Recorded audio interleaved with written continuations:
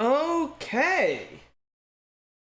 We should be live. Let me just wait for the playback on YouTube to start, just to make sure everything's working out. Okay. Yep. Alright, fantastic. Okay. Hello, everyone, and where the fuck is my controller? Always forget something. It's always something. Alright. Hello, everyone, and welcome back to Ace Attorney. So, yeah, here, let me quickly swap over to the game screen so we can hear the menu music while I talk. Okay, this case is shaping up to be very interesting. Obviously, Edgeworth is back, and that's exciting. I definitely want to see more interactions between Phoenix and him, but I mean, actually thinking about the case itself, there's not really much for me to put together, you know? I mean,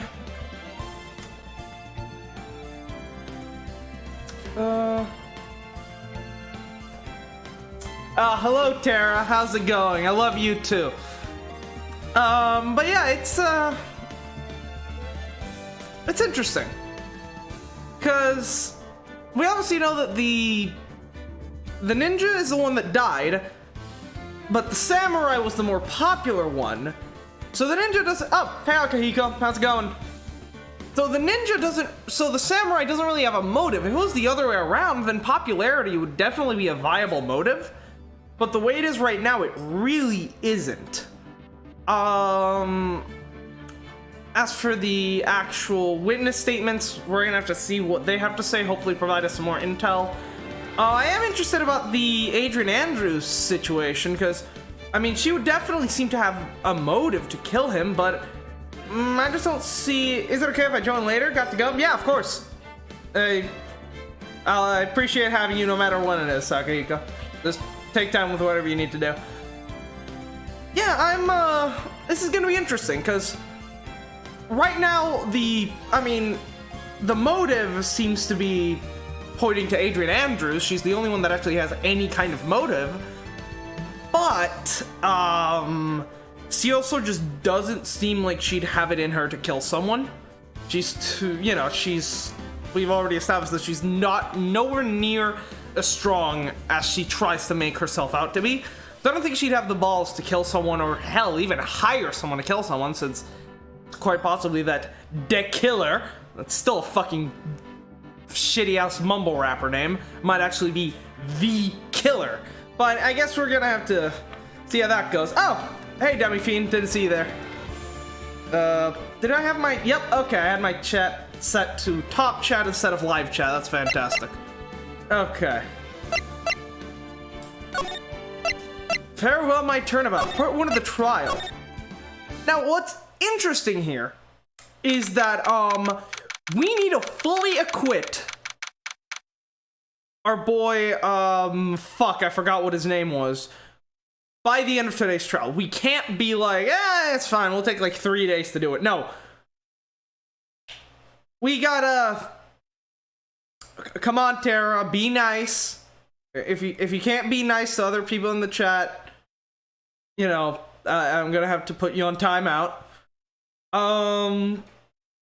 Yeah, okay, we're just gonna go ahead, see how this goes, because according to the killer, we need to, you know, we need to get a full acquittal by today. We can't wait until another day. Which is gonna put everything into question, although, if I remember correctly, Maya did manage to escape, so if Maya is able to get back into safety, then our deal with the killer is basically null and void, so that's gonna be interesting. But yeah, I'm very excited for Edgeworth. Let's just get going. March 22nd, 9:47 a.m., District Court, Defendant Lobby, number 3. Adrian did it, dude? Oh, that's what it looks like. Yeah, and that's why it can't be that simple. Dude, no way. That woman couldn't do anything like that. In court today, there will be a mountain of evidence that will implicate you. A mountain of evidence? But like, how can you make a mountain out of like evidence papers? I mean, papers are pretty thin, like mountains are like really tall, dude. It's a metaphor, you fucking numbskull! I'm certain there is someone out there trying very hard to pin this whole thing on you. Please, Mr. Lawyer. Dude, like I said yesterday, I'm refreshing like a spring breeze, alright? I can't let any sort of scandal ruin that.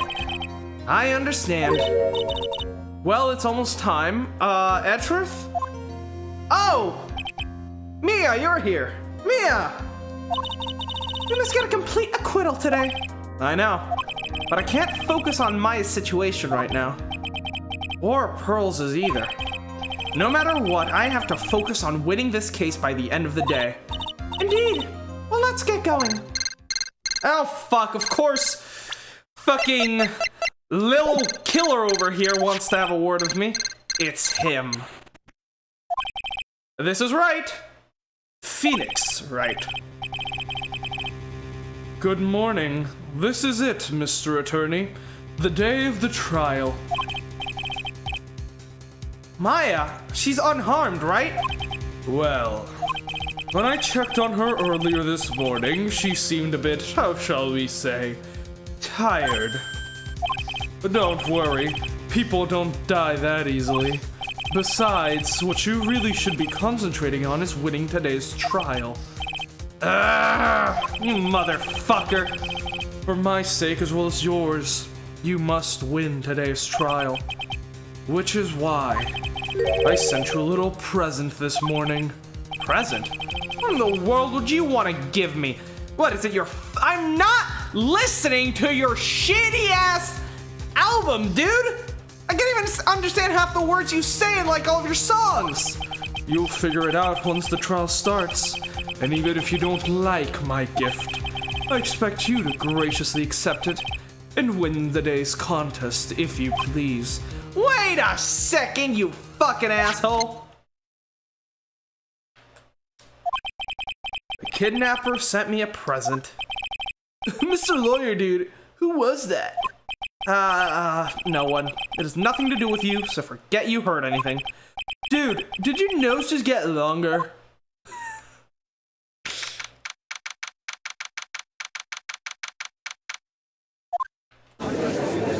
Oh, where's the prosecution?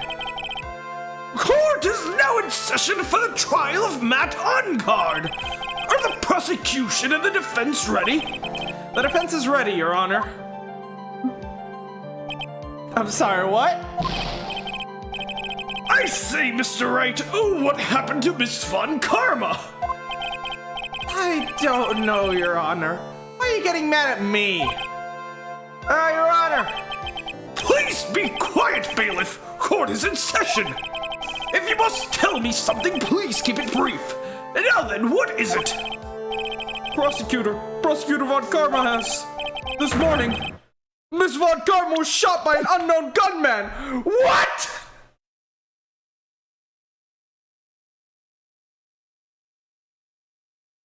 Our gift. He said we weren't gonna fucking like it. Oh no, does this mean Edgeworth is gonna substitute for her as prosecutor? What? Okay, that's both good and bad. Because on one hand, Edgeworth is actually fucking trustworthy. You know, he has actually helped us in like literally every single trial he has participated in. He has helped us in some manner to find the truth. So if Edgeworth is the prosecutor, that might actually help us in the critical moment since he actually tends to be pretty helpful. On the flip side though, yeah, he's also a lot more competent than Von Karma is, so that's gonna be tough. Shot? Well, guess the trial's over, boys! Somehow, I think this is the present the man was talking about. His present. Miss Von Karma is one of the top prosecutors in the country at the moment. And I'm the top attorney. If she were to disappear, it would be to your advantage. This is totally insane! Miss Von Karma, is she alright? I don't have that answer. She's alive and in stable condition. That's good. Whew. You! I thought he'd show up. Oh, God. Your Honor, due to the circumstances, Miss Franziska von Karma cannot appear in court today. I, Miles Edgeworth, will be taking her place. My prosecution is ready. Naturally.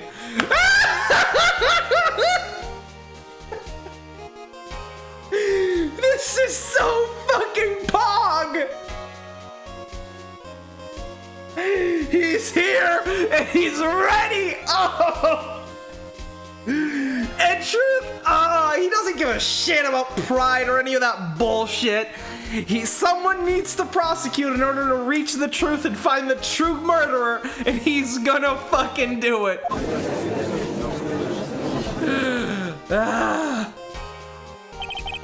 Miss Von Karma was shot in her right shoulder, and she is currently undergoing surgery. Luckily, I've looked this case over, and I'm familiar with the details. The prosecution seeks to prove the guilt of Mr. Matt Ongard. The court acknowledges the prosecution! Right. I finally found the answer I was struggling for on my own journey this past year. By the time this case comes to an end, you two will know the answer. You know, the only penis exercise I ever need is to just see Edgeworth. That's all I need. Now then, the prosecution would like to call its first witness. Please bring Detective Gumshoe to the witness stand. Alright, starting with Gumshoe, as is tradition, let's absolutely destroy his paycheck once again. Witness, your name and occupation. My name is Dick Gumshoe, sir. I'm a detective down to the precinct, for now. For now? After this trial's over, I'm supposed to turn in my badge, sir. Detective Gumshoe. The prosecution has no need for a depressed witness.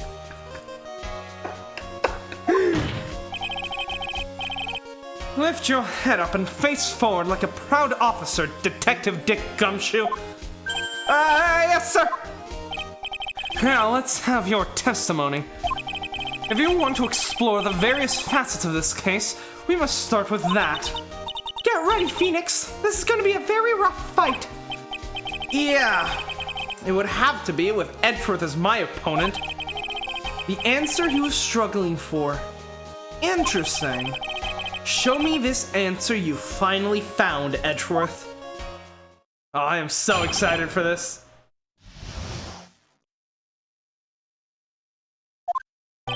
This murder happened after the Hero of Heroes award ceremony, sir. The victim, Juan Corrida, was found dead in his hotel room. After looking into the cause of death, we believe he was definitely murdered, sir. At first, we thought there was something suspicious about the empty guitar case. However, we later found that the guitar case had nothing to do with the murder, pal.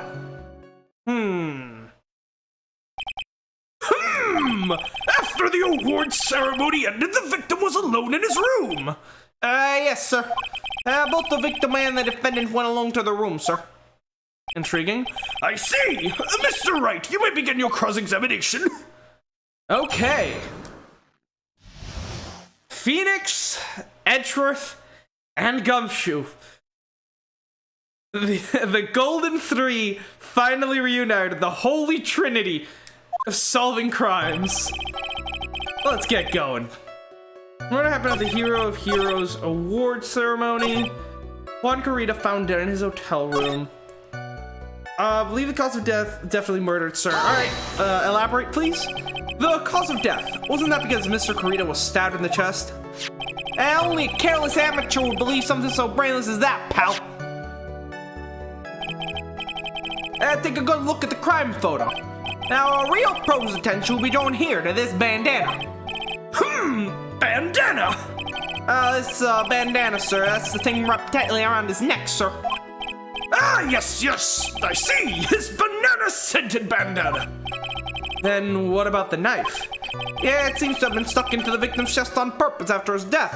Okay, so the knife was post-mortem, which honestly makes sense to me. I was kind of suspicious on the knife being the murder weapon, since it's going an inch in, and there's like barely 3 drops of blood in his entire outfit. So it definitely wouldn't have been enough bleeding for him to you know, actually die. And it shouldn't have hit any internal organs, so internal bleeding wouldn't have been an issue. So it seems like asphyxiation was the actual cause of death.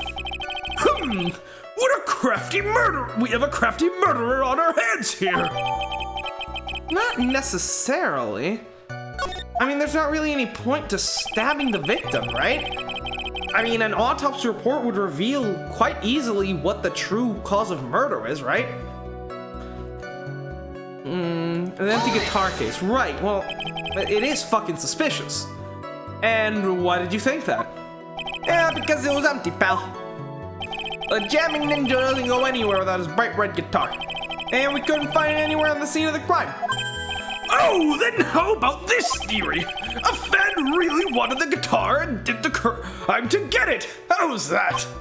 Yeah, we thought of that too, but yeah, the only fingerprints on the guitar case were the victims. Only the victims? Huh. I see. Well, so much for my theory then. Yeah, that's what usually goes with your theories, isn't it? Mr. Wright, are you insinuating that I am stupid or something? Yes, I am. Yes, he is, Your Honor. It's very much the case. I hate every last one of you. Alright, there's some water, but only the top of the lid bears Karita's fingerprints. Interesting. The water does intrigue me. Hold it! What convinced you it had nothing to do with the case? The guitar wasn't at the Gatewater Hotel that night. Well, then where was it? The bright red guitar was eventually found at the TV studio. Victim Juan Karita apparently only taking the case with him, sir. So you mean he forgot to put the guitar inside the case? Yes, sir. Even when he was on stage for the ceremony, he didn't have his guitar. So the guitar case was empty before he even got to the hotel. Yeah, that's right. So really had nothing to do with the case after all. I believe that is enough. First, the victim was choked to death with his bandana. Then, after the victim was dead, the killer deliberately stabbed him with a knife. Which brings me to my next point. Why didn't the police arrest Matt on guard? Because there was reason enough to suspect him. Yeah, here it comes. Looks like Edgeworth is back in full swing. Never misses a beat. Very well. Detective Gumshoe, please testify about this matter. Yes, sir. Poor Gumshoe. He's about to get fucking fired and still making him testify. You should just protest, man. Just be like, fuck you all. You're gonna fire me and I'm not gonna fucking testify, pal. Fuck you. You cut my salary too much. Matt Unguard and Juan Carrillo were huge rivals with each other. They each thought the other was in his way, and that's motive enough in my book. So, as for evidence, there's the jamming ninja's button. It was ripped off the ninja's costume and was found in Matt Unguard's hakama. The defendant's fingerprints were also all over the knife. Is that a... Hold on! Can we get the knife in evidence, please? I need to see that again. Jesus. The defendant bought the knife for the crime, which makes this premeditated murder. There were less specks of blood on that knife than me after eating a fucking cut of steak. Like, goddamn. How could anyone in their right mind think, yes, murder weapon. He clearly, Juan Carita clearly has the total amount of blood as a small squirrel. Yes, understandable. So the defendant's fingerprints are found on the knife used in the stabbing? It was sort of sticky on the handle, so the fingerprints came up pretty clear, sir. Like, look at that! How much blood is that? Like, that went into his body, like that barely even went through the fucking skin. Jesus Christ. Gatewater on engraved. Okay, so it's just a regular knife from the Gatewater Hotel cutlery. Got it. And then there's this button. That was found in the defendant's clothes, was it? And this button is also covered in blood? Yeah, and we know the blood is the victim's blood, sir. What? Okay, right apart from his costume, it's covered in Karita's blood. Got it. All of this points very clearly to the defendant, doesn't it? Yes, it most certainly does, Your Honor. Ready to give in yet, right? I'll find the hole in your argument somehow. You can press as hard as you'd like. Just hurry up with your useless, pointless questions. Is he trying to point us in the right direction there? Alright, let's see what Mia says. Button covered in the victim's blood and a knife with On Guard's fingerprints. Be grateful. If the judge were more rash, he'd have already pounded the gavel in closing. We're still in a world of trouble.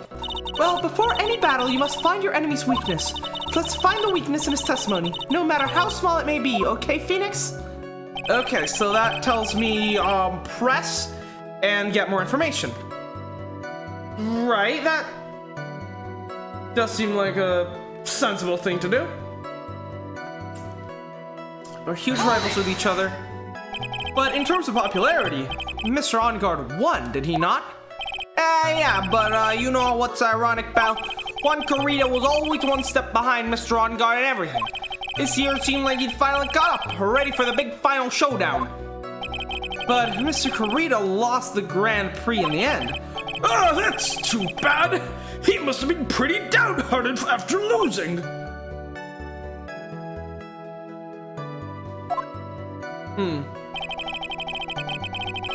Yeah, the guy... Okay. Why did they all leave? I don't know.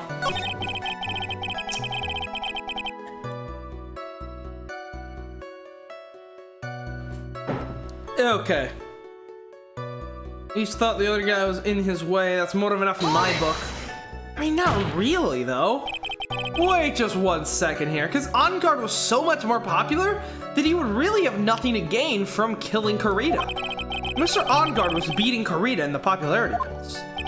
Yeah, well, yeah, I guess, but, Which means that in the defendant's eyes, the victim was not a rival at all. Which means he had no motive to kill at all.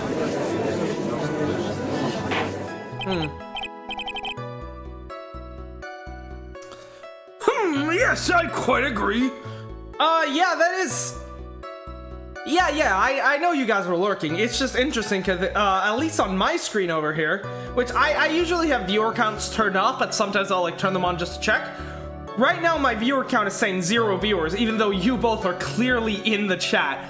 So, you know, viewer counts are fucking dumb. I mean, at least YouTube is more accurate with that than Twitch is, but it's still pretty bad, you know? Yes, I quite agree. Well, detective. It's not well, I guess you put it that way, and, yeah, the defendant would have had no motive. Objection. Oh, it's been a while since we heard Edgeworth's objection. Detective, I'm beginning to see why you were fired. No, not you too, Mr. Edgeworth, sir, that's... I look forward to your pension negotiations.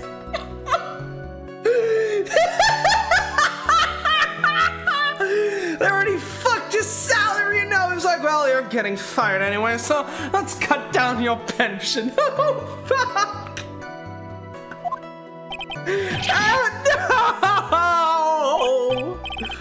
No! Now, detective, let's continue with the testimony. You can talk about your eventual bankruptcy later. No, my poor pension too, sir. Detective, if you value your money, I suggest you proceed. Oh my god. Yeah, Edgeworth doesn't need a fucking whip. Yes, sir. We can talk about my pension later, sir. What about what I was saying? Hello, anyone? Okay. Jamming Ninja's button is ripped off the costume, was found in Matt On Guard's comma. Found his fingerprints all over the knife. Yeah, but we know that the knife isn't the murder weapon, right? How are the fingerprints arranged on the knife? What do you mean, pal? By examining the fingerprints, you can determine how the defendant held his knife. For example, did he hold it normally or overhand? Oh, is that what you meant? Well, we didn't actually think of that. I can't believe the bumbling of this department. Fucking idiots, every single one of them. Hopeless. Were you paying attention to the testimony, Mr. Wright? The defendant's fingerprints were all over the knife. Yeah, no worries, no worries. It's, you know, I've said it before and I'll say it again. I appreciate lurkers just as much as chatters. I mean, chatters are, you know, people actually active in the chat is certainly better for the algorithm, but fuck the algorithm, man. I don't care. So yeah, I appreciate you people being here, even if, you know, you're not actively engaging. It's perfectly fine. There's no way to determine how the knife was held in the moment of the murder. When I watch streams, I'm usually more on the lurker side as well. I chat occasionally, but not that much. So is the defendant the owner of this knife then? Although, there's really only one streamer that I watch regularly. Oh, shit, I didn't mean to do that, fuck. Okay. The defendant brought the knife, but the knife wasn't the murder weapon. Hold it!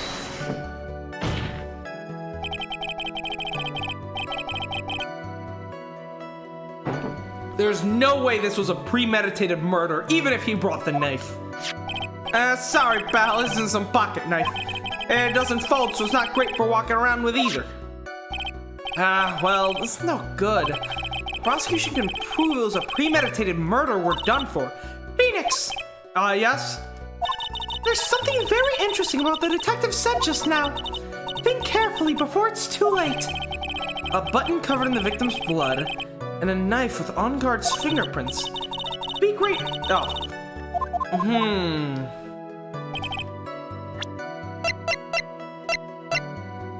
Hakama. Fingerprints. Gatewater's engraved. I mean, it's probably just, you know, an eating knife. Hold it! Do you have any proof that the button belonged to the victim? What do you mean, pal? Let me put it this way. I'm asking you if you have any evidence to back up your claim that this button was wrapped off the Jamming Ninja's costume. But can't you tell just by looking at it? And the victim's blood is on it. Anyone could have smeared the blood on there afterwards. Mr. Edgeworth, help me, sir. Alright, I knew it had to be that piece of evidence. Now to reel this one in. Thread. Huh? The button was attached to the costume by a thread, obviously. And the thread snapped when the button was torn off. If you match up the ends of the thread on the costume with the thread on the button, it's a perfect match. Yeah, that's it. It's a perfect match, pal. You don't even know that. That's Edgeworth for you. Never misses a beat. Yeah. Costume found Mr. On Guard's Hakama. Then, when was this button found? Yeah, pretty soon after the body was found. We rounded up everyone who knew Mr. Kurita. And we did a search on them all, and that's when we found this button. So it was almost immediately after the murder. The police didn't have the free time to lollygag and play tricks. Unlike some people. Hey, what is he trying to say about me here? Fingerprints all over the knife. The defendant bought the knife for the crime. Yeah, the defendant didn't buy the fucking knife. It's the Gatewater Hotel knife. Objection! Yeah, okay. Wait a second. What? So the basis of your argument was that this was a premeditated murder simply because the client bought a knife beforehand. That's right, pal. The defendant did not buy this knife. What are you talking about, pal? Take a good look at the handle of this knife and you'll see what I'm talking about. Okay, I didn't catch that earlier because for some reason I read that as brought, not bought. Fuck me, I guess. It has a Gatewater seal set into the handle. Gatewater. I think I heard that name somewhere before, pal. That's the name of the hotel. The Gatewater Hotel. Ow. The murder knife was actually property of the hotel, which means this murder was not premeditated. Yes, that is very true. This is a very big... Oh, it's been a while since I've done the Edgeworth chuckle. Oh, it's so good to be back. What is it, Mr. Edgeworth? I'm sorry, but the defense is simply too careless. What? I think whether the crime is premeditated or not has already been determined. How? I admit this knife is hotel property. There is no one currently on the police force that is dumb enough not to realize this. Oh, savage! Currently in the police force! I do not. Oh. Mr. Gumshoe, stop crying! That's not appropriate behavior for court! Yes, sir. Now. The question is, where did this knife come from? Oh, why, that's obvious! It came from the victim, Mr. Kurita's room! Sorry, Your Honor, but that is incorrect. The victim ate a last meal before he was murdered. With that being the case, I would like to draw the court's attention to what is on top of the table. Right. There's a knife and a fork on the table!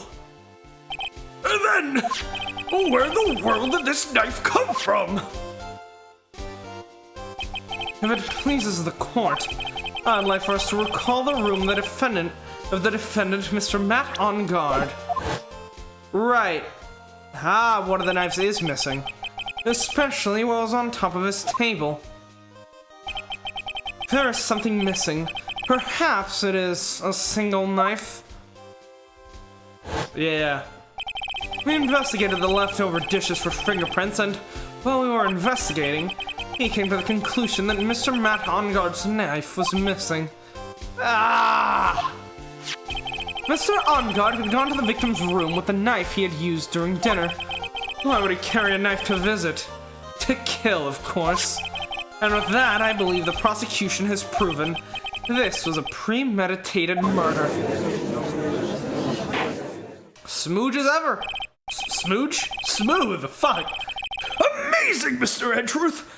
Absolutely brilliant! A brilliantly clever deduction! It seems like Edgeworth had this planned from the very beginning. This must be one of those traps that I just walked headlong into. Yeah. A murder weapon with fingerprints and a button from the victim's costume! There is quite a sizable amount of evidence here! I can safely say that any further deliberations is a waste of Your Honor's time. Although, I wouldn't mind if the defense were to present evidence not yet shown to the court. Evidence not yet shown? Means evidence that the court hasn't seen. In other words, new evidence. And what evidence does the defense... And what does the defense have to say about this, Mr. Wright? Well, Phoenix! The judge is favoring the prosecution right now. If we answer with something wrong here, the gavel of his will be ringing to the sound of our defeat. Mr. Wright, do you have some very important and necessary evidence to present to this court? Oh, let's see. Nickel Samurai, pretty useless. Although, to be fair, how the fuck could a button get caught in that Nakama? Conference ticket, that's not useful right now. Neither's the camera. Article, the hotel guide map. Tar case, wine glass.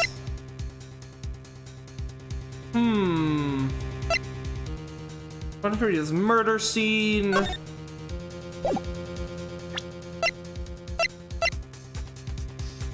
Suicide and accident. I mean, the wine glass seems to me like something I haven't discussed, but I don't think so. It has to be another trap. Better if I don't say anything than risk throwing out a bad piece of evidence. Looks like the defense isn't saying a peep on this one. Which means this court is adjourned. Phoenix, we will lose this case if you give up here. You'd better show the judge something quick. slow down. We all have a tendency to be wrong more than... I can't even say it. You can't even make the pun.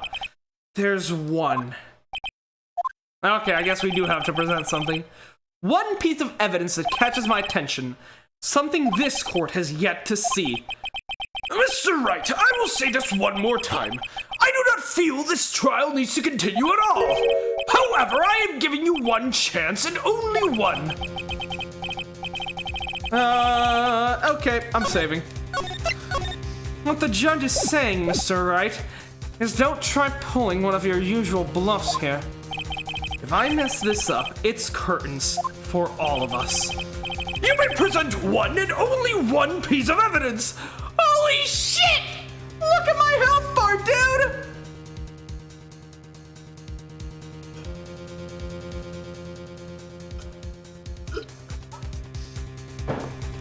The judge is about to steal my entire fucking health bar. Can't have shit in Detroit, apparently. And now then, what is the important evidence that you must show to the court? I already saw that. The suicide report is a possibility. The crime photo. Let's try the wine glass, because it is certainly intriguing to me. This is a wine glass, is it not? Please look at the photo of the crime scene one more time. The scene is a mess because the victim struggled against his assailant. The vase is broken. His makeup is all over the floor. These were all things that were at one point sitting on top of the dresser.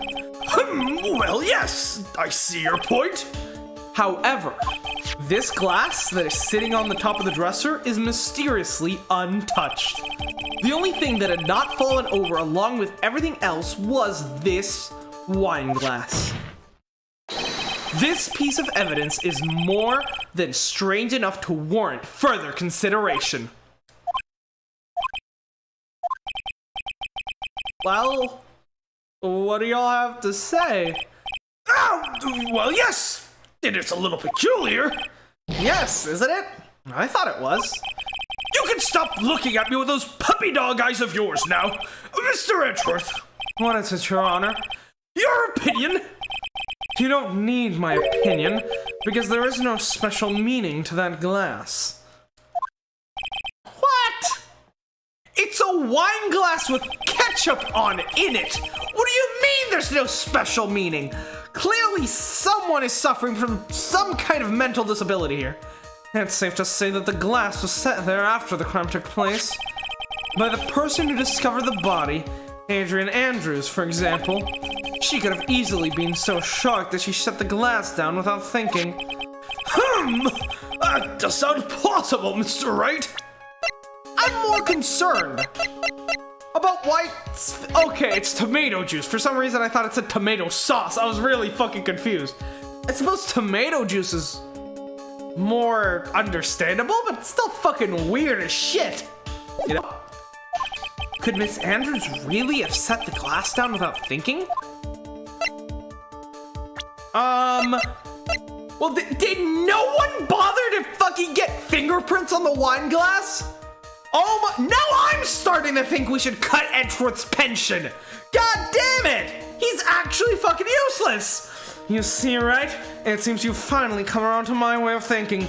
You were right all along, Edgeworth. This man doesn't deserve to be paid a single shekel.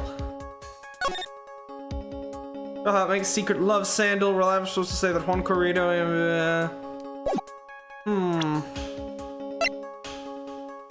Put the glass down without thinking. Prime image photo. I think she wouldn't have been able to get close to the desk, you know?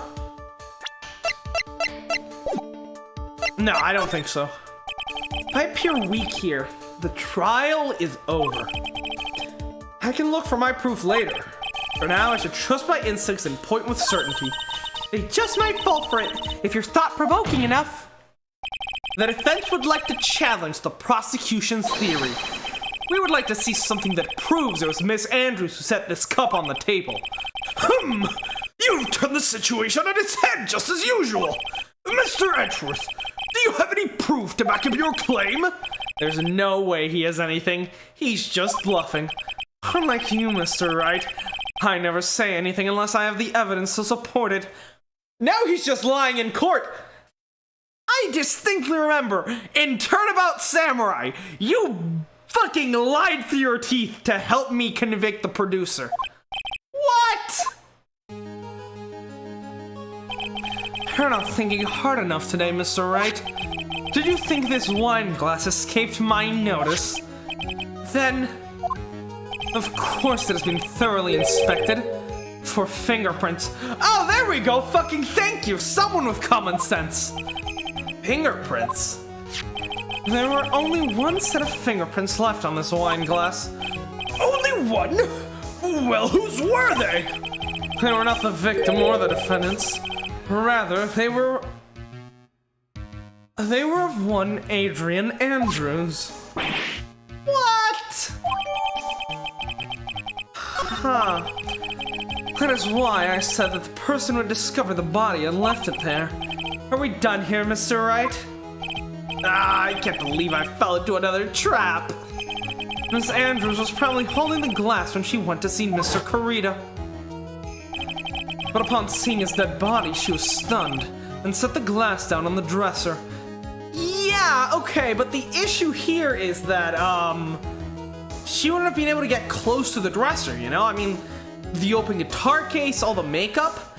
There were plenty of other tables that would have been much easier to set the glass down, you know? What you just said makes a lot of sense. Now you see, Mr. Wright, you can't change any part of my scenario, as it explains everything all too well. Ah! I've thought long and hard this past year about what it means to be a prosecutor, and from here on out I'll show you the answer I have come to discover. Wait a second, Mr. Edgeworth. I think the prosecution has provided enough evidence for me to enter my verdict. Unfortunately, I cannot allow you to pass judgment yet. The prosecution is yet another witness we would like the court to hear from. Another witness? Yes. Bailiff, Chris, please bring in the next witness. What in the world is Mr. Edgeworth thinking? Yeah. Hart? Oh no, old bag, shit.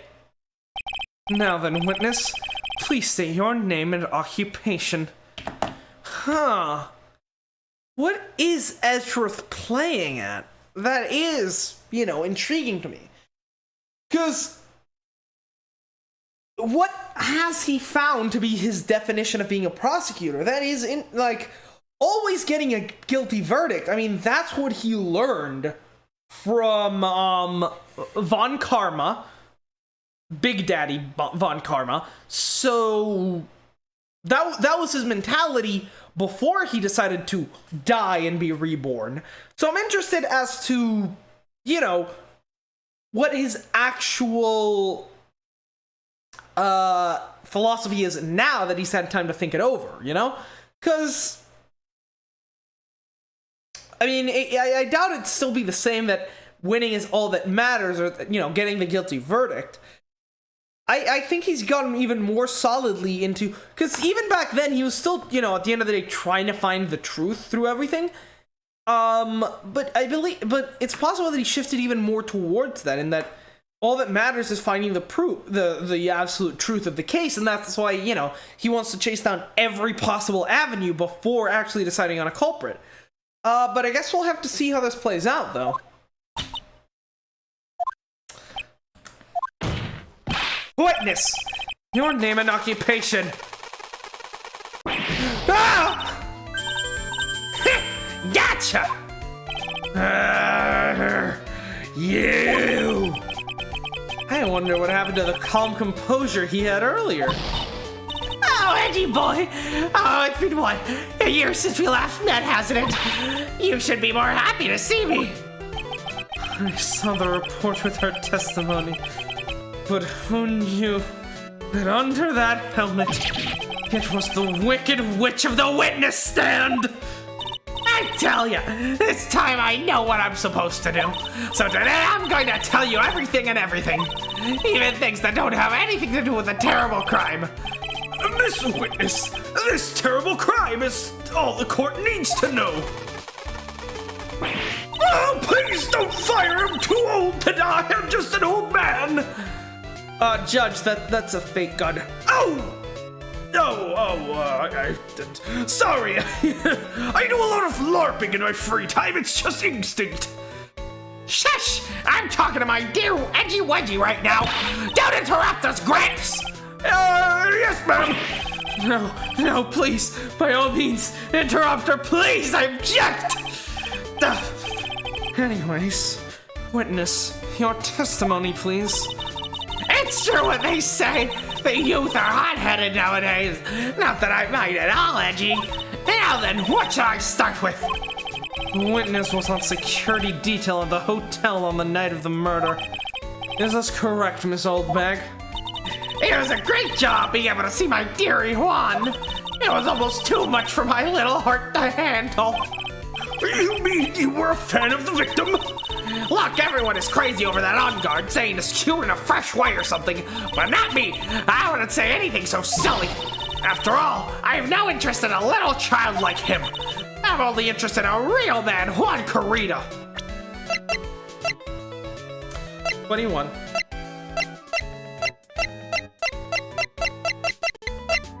They are the same age.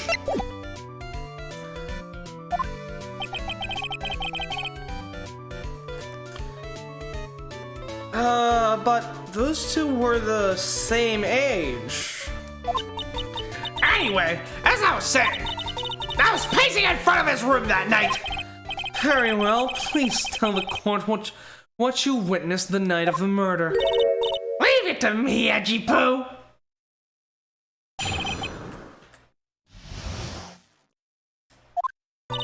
Anyway, after the ceremony, I went to pace around the hallway in front of his room. There was something I was interested in finding out, you know? Well, since I was on the job, I made sure to keep a good eye out the whole time. That's when someone showed up. It was this man coming out for Juan's room. Oh, thanks, Tara, I appreciate it. I'm glad I can be entertaining. It was on guard, Matt on guard. He was trying to sneak his way out of Juan's room. Huh. So Mr. OnGuard came out from the victim's room. See, it has to be him. He's the murderer. I see. Well, Mr. Wright, you may begin your cross-examination. What you witnessed. Anyway, after the... Okay, we already read this, fuck. Okay, after the ceremony, I went to pace around in the hallway in front of his room. Interested in finding out... Right, let's press her on that. Something you were interested in. And just what was that? It's not some little thing I can just go around telling anyone, you know? It's top secret between me and Juan. And Edgy Poo, of course. Mr. Edgeworth, what is this thing she's interested in? I have no idea. I despise gossip, Your Honor. Gossip. But should it prove relevant, we can always have it appended to our testimony later. It looks like we shouldn't force it right now. Did the witness stay in the vicinity of the victim's door the whole time? So I was on the job and made sure to keep an eye out the whole time. When it showed up, it was a man. Okay. Who in the world was that? I'm not allowed to say. This sort of information has to be carefully guarded from the masses, Sonny. The man that came out of Juan's room, he was... Yes, he was. I'm too scared. I can't say his name out loud. Oh, what I wouldn't give to have Francisco's whip right about now. Then he could say he'd get here later. He isn't in a hospital at the moment, or... I don't know. He just said that, he had to go and that he'd be back later. That's all I know. Well, I guess I can tell you that since he was such a bad boy anyways. The on-guard man on-guard, he was trying to sneak his way into Juan's room.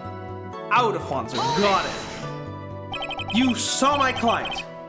Are you Are you sure about that? Yeah, see? Really? Annoying brat when I said I saw someone, I saw that person! Why do I get a sense of deja vu? Yeah, it's exactly like the last case with Old Bag.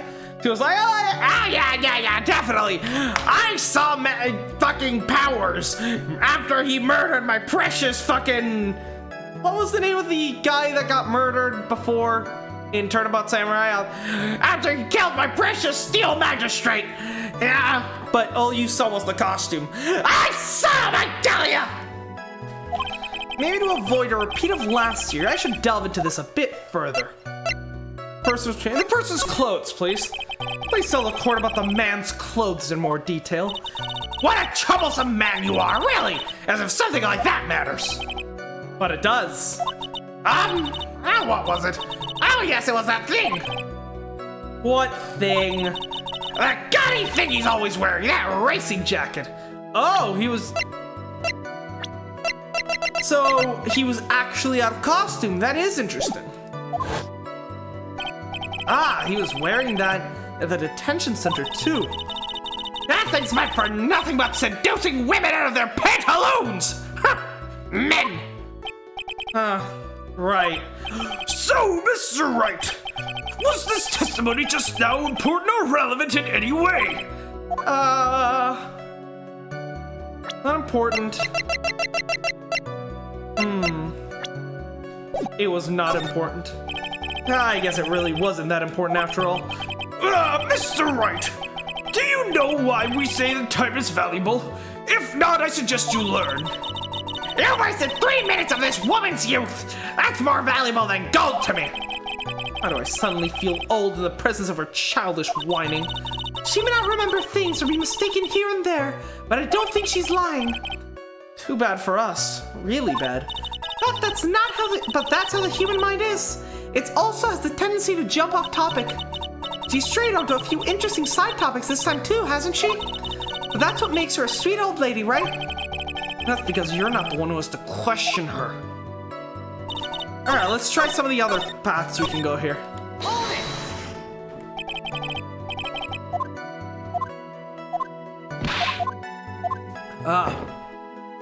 My throat is really not feeling it today.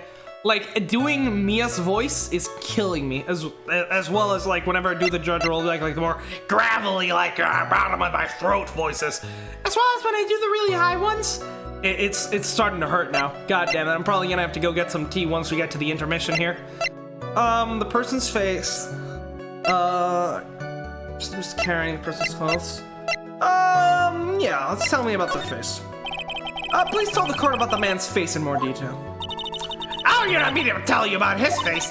That soft, gentle look in his eyes and his effeminate lips. His right eye covered by his silky hair, his sparkling, shining teeth.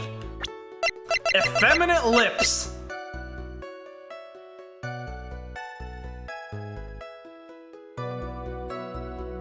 I mean, I wouldn't exactly call them effeminate, but I mean, if you're trying to say he's hot, I will agree he is a snack. His teeth were shining? Well, he's shining all around in this week's pinup poster, dearie. This week's pinup? What? Why did you... I mean, I don't care how he looks in this week's issue. Please tell him how you saw that night. What? Onguard's face is the same no matter where it is. You know, you whippersnapper. So, Mr. Wright, was this testimony just now important or relevant in any way? No.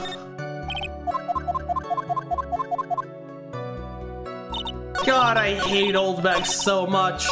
Why do they have to bring her back of every fucking character from the first game? Like, they couldn't have brought back, like, someone from Rise from the Ashes? I don't know, like, shit, what was her name? What was the Lunchland lady? The, Angel Star, the cough-up queen. Can we have her back? This is much more fun to deal with than her. What were the persons carrying, since this seems like it could be important? What was the man you saw carrying? And which hand, his right or his left? Now this is a real mess. I mean, I can't be expected to answer such a vague question. Indeed! Please be more specific with your question, Mr. Wright. Sorry? What was the man you saw carrying in his right hand? He wasn't carrying anything in that hand. Then how about his left? Empty! Wow, this whole thing has been a lot of nothing. So, Mr. Wright,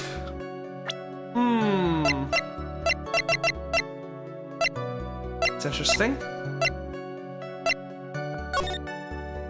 The knife was left in the victim's body, which means the knife wasn't taken out of the crime scene. The button was caught on the hakama, which means, was this testimony just now important? Let's say it was not, at least for the time being. Let's take a look. Was on the job, make sure to keep an eye on the whole time. When it showed up, it was a man coming out of poor Juan's room. It was on guard, man on guard. He was trying to sneak his way out of Juan's room. So sneaking out, and you saw his face. That doesn't help us. You saw that he was. Actually, yeah, why would he be wearing his regular clothes? I mean, he literally just had a presentation as the, Nickel Samurai. Wouldn't he have to, you know... Didn't he say he kept his costume on the whole time? Let's press deeper on that angle, the clothing angle. Let's see if that actually helps us out here.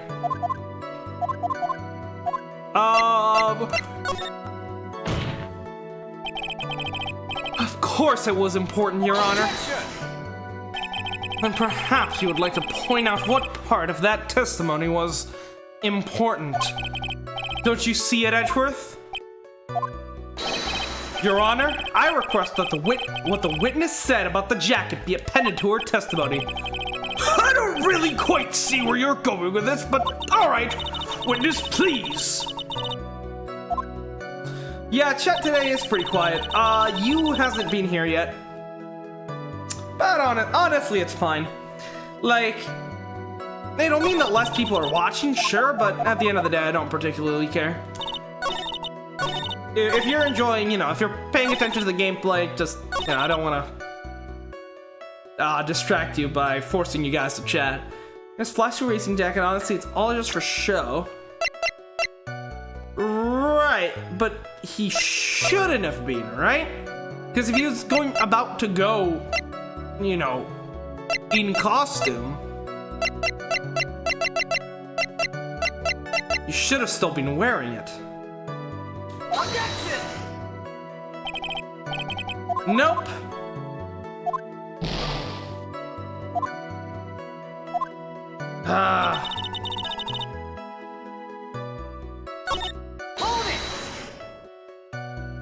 He was wearing his red jacket. We don't really have anything to contradict that. Oh, we can't actually change that anymore?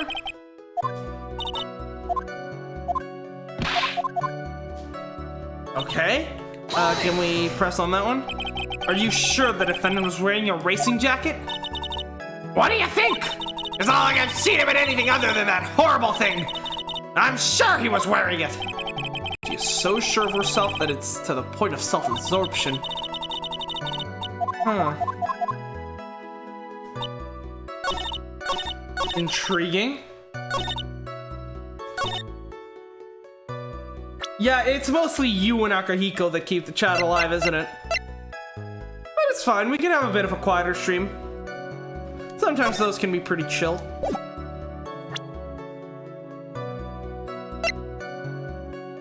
Radio, Lotus camera, gossip, guide map, guitar, wine glass, crime photo, suicide report. Oh, right! Because it was in his, right. It was found in his hakama because he was wearing the costume. Got it. So, okay, so yeah, it is what I was saying, that he was wearing his costume. I was just using the wrong proof. Miss Oldbag. What? Don't say my name for no reason. Do you know what this is? Ah! It's button number 2, the Jamming Ninja's costume. Now, I know she's an obsessed fan. She identified with a single glance. You absolute fool. How could you actually watch the Jamming Ninja? Everyone knows that only thing worth watching are vintage Steel Samurai episodes. Give it here! Give it here! If you don't give it to me, I'll punish you with this! Wow.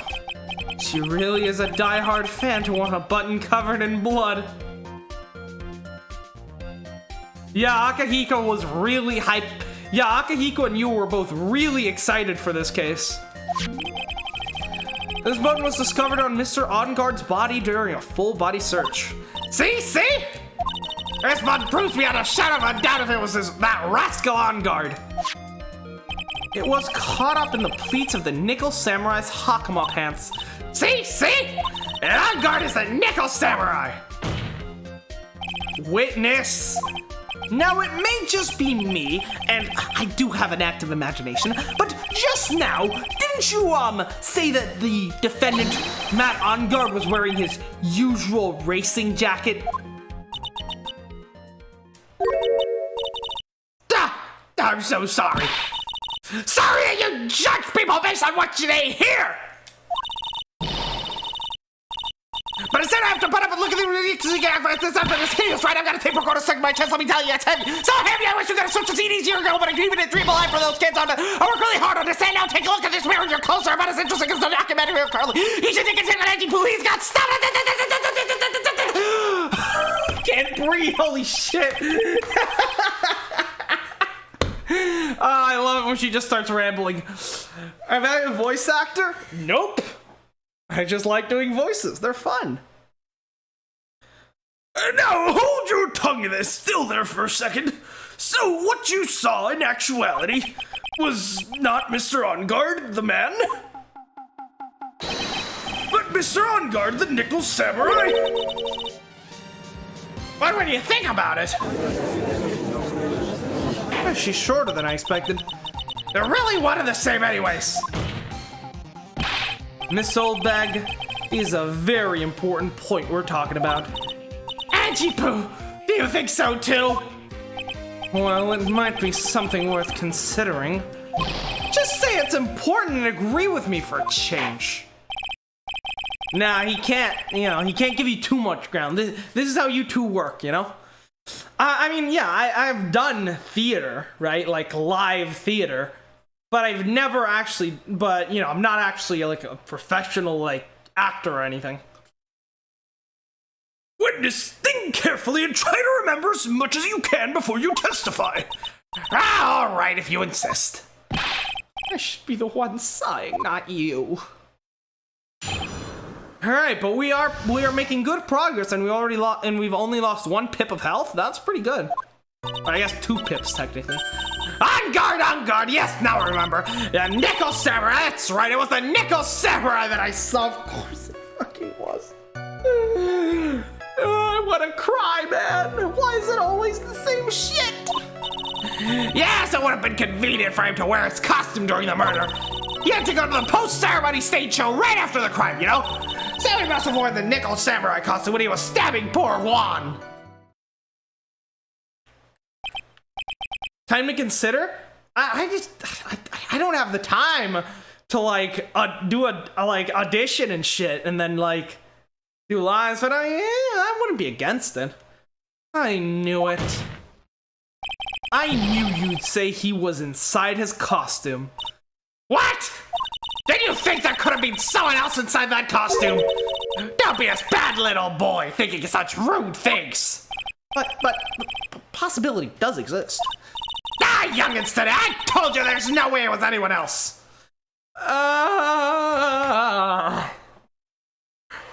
Why do we even have her testify anymore, dude? Edgeworth, you called her to testify.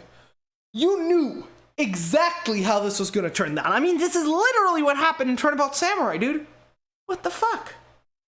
Yeah, what is it? How do you know that? Well, because I said so, and what I say is the truth. At least she's just as delightful a witness as she was a year ago. Mr. Wright, you may cross-examine the witness. Alright, let's see who I saw. By the way, you two got Ace Attorney, right? Or have you not gotten it yet? Have you started playing it yet? You know the VA for Teddy is the same in the anime. Do you know that the VA for Teddy is the same in the anime of Ace Attorney? The VA for Teddy is the same? Who does he play in the anime for Ace Attorney? I think he, like, forgot a word there or something. Let's see, on guard, yes, I remember. Nickel Sarah, that's what I saw. Hold it! Yeah, that's not... Be a little more careful with your testimony, please. Not too long ago, you said he was wearing his racing jacket. And now he's not? Not too long ago? Now let me ask you this! When you were itty bitty, what was your grand dream? What did you want to be when you grew up, whippersnapper? Oh, Phoenix. Yeah, it was Phoenix. Phoenix? Yeah, that makes sense. You almost bought the whole series? Ducky, why? Are you, like, angry at me for some reason? Or am I misreading this completely? My dream, huh? Well, I, wanted to be Judge Wagner, hero of the public court. So what? See? Look at what you are now! You're not Judge Wagner, are you? It's really good, but it's expensive as fuck. What is the price at right now? I mean, I guess, yeah, the holiday sales must have ended by now. I don't know what the price is at right now, though. Well, What I said earlier! Who puts any weight into things like that? The now is everything! I can't be held responsible for the past! since when did court become theatrics over testimony? Facts don't care about your feelings, Miss Oldbag. I am Phoenix Shapiro. All that matters is that man was inside the costume. Isn't that enough? How? Alright, Game Boy Advance version, by the way. Yeah, I'm enjoying the new, HD version, so there's that. Actually, I think you might be able to get the whole series on mobile, actually. That might actually be cheaper than on, like, a console or something. It's worth checking out. I believe I saw it on the App Store at some point, but I'm not sure. That was a while ago, though. Give me need for when it works. Yeah, post ceremony stage show right after. Yeah, but he didn't know about it, did he? Was there anyone else scheduled to appear at the post ceremony show? I mean, at the end of the day, it is literally the same game, It's the same game experience you would have if you, say, played it on, like, a PS4 or, like, I guess, on, like, a DS. It would be the same experience as you played it on mobile, since it is, a visual novel. And when games get ported over to mobile, they usually end up becoming a lot cheaper, so...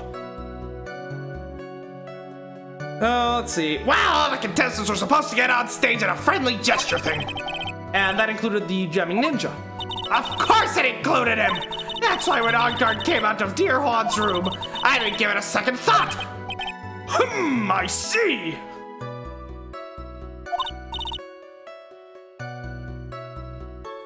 Well, anyways. Capcom, I know you'll be drawing and pussy for all these IPs, but shut the fuck up already, please. Yeah. It just feels wrong? Personally, I don't care. I mean, at the end of the day, Plus, I mean, doing it on mobile is pretty convenient, You can play it whenever you, like, you're just on the bus and you have it on your phone, I'm am above all else a pragmatist, so like, I'm perfectly fine with playing a game on mobile so long as the experience is basically the same, you know? Obviously, I'm not gonna play, you know, if they port a fucking, like, Call of Duty to mobile, I'm not gonna fucking play Call of Duty on mobile, because, yeah, you know. So he must have wore the nickel samurai's costume when he was stabbing poor Juan. And why? So let me ask you one last time. The person you saw, it really was the Nickel Samurai? Show me his armor. Haven't I been saying that from the very beginning? Can I throw in the towel yet? I mean, I disagree. I've played some games that were ported over on mobile. I've played them both on PC and then later on mobile. And honestly, I enjoyed the experience either way. Like obviously it's not the same experience, sure, but it was just as enjoyable, at least in my opinion. You don't need to think too hard on this one. There's a contradiction in her testimony and it's sitting in plain sight. The question is what that contradiction means for us. Well, I have to figure out what you're talking about first, but okay. On guard, now I remember. The Nickel Samurai, that's right. It was the Nickel Samurai that I saw leave. Sure. It would be convenient for him to wear the costume during the murder.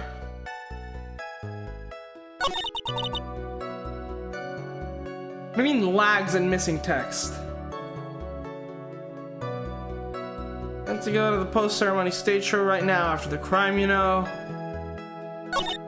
Wearing the Nickel Samurai costume when he was stabbing poor Juan.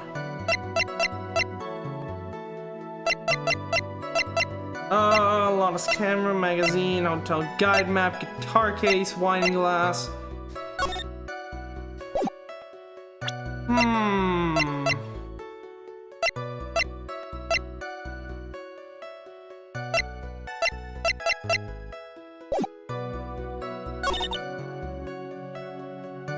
Got a post-ceremony stage show right after the crime.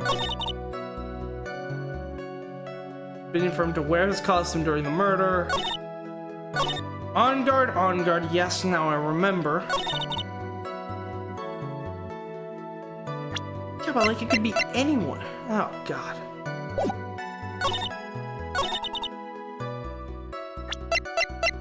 Huh. Must have worn the Nickel Samurai costume when he was stabbing poor Juan.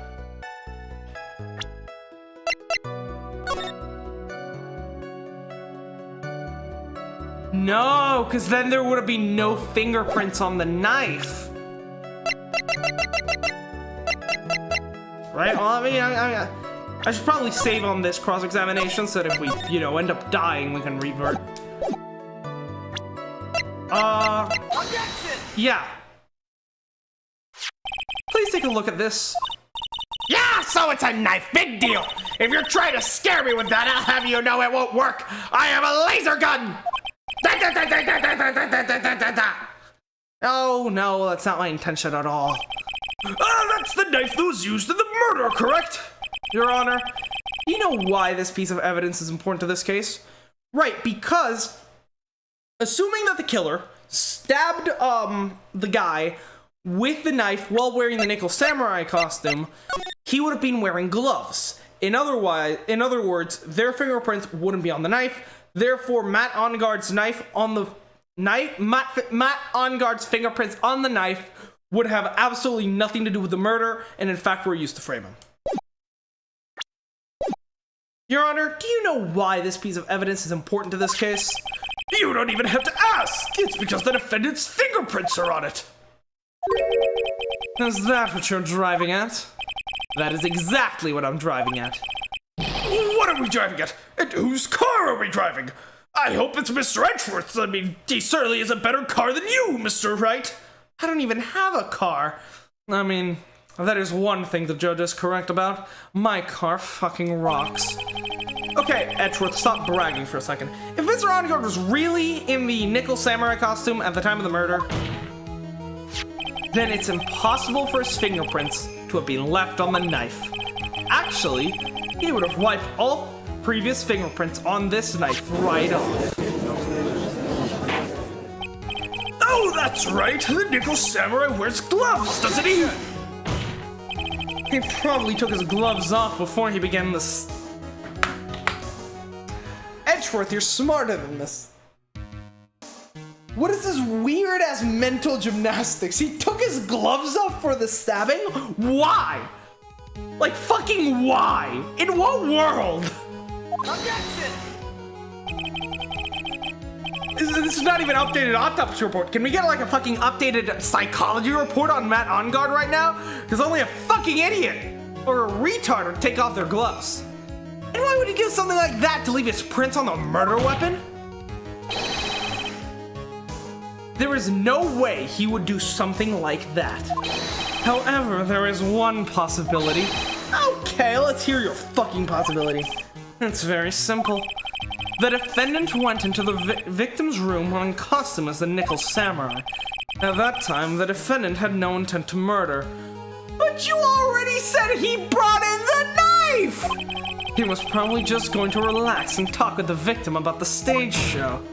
Which is why he took his gloves off. But the murder still did take place. It's well known there was bad blood between the defendant and the victim. Yes, I've heard that before. Well, Mr. Wright, what do you have to say about Mr. Edgeworth's theory? Okay, so let me get this straight. Edgeworth's theory goes like this. When the defendant went to the victim's room, he had no intention of killing him. Now, up to this point, are there any problems with this theory? There's a contradiction. This theory contradicts something in an earlier testimony. What are you babbling about? Now, for argument's sake, let's suppose let's say hypothetically that Mr. Ongard was the killer. If that's the case, I think it's impossible for the killer to have gone to the victim's room without intent. Right, because this is the knife. Take that! This knife, this was used by Mr. Ongard at dinner. Yes, we did establish that.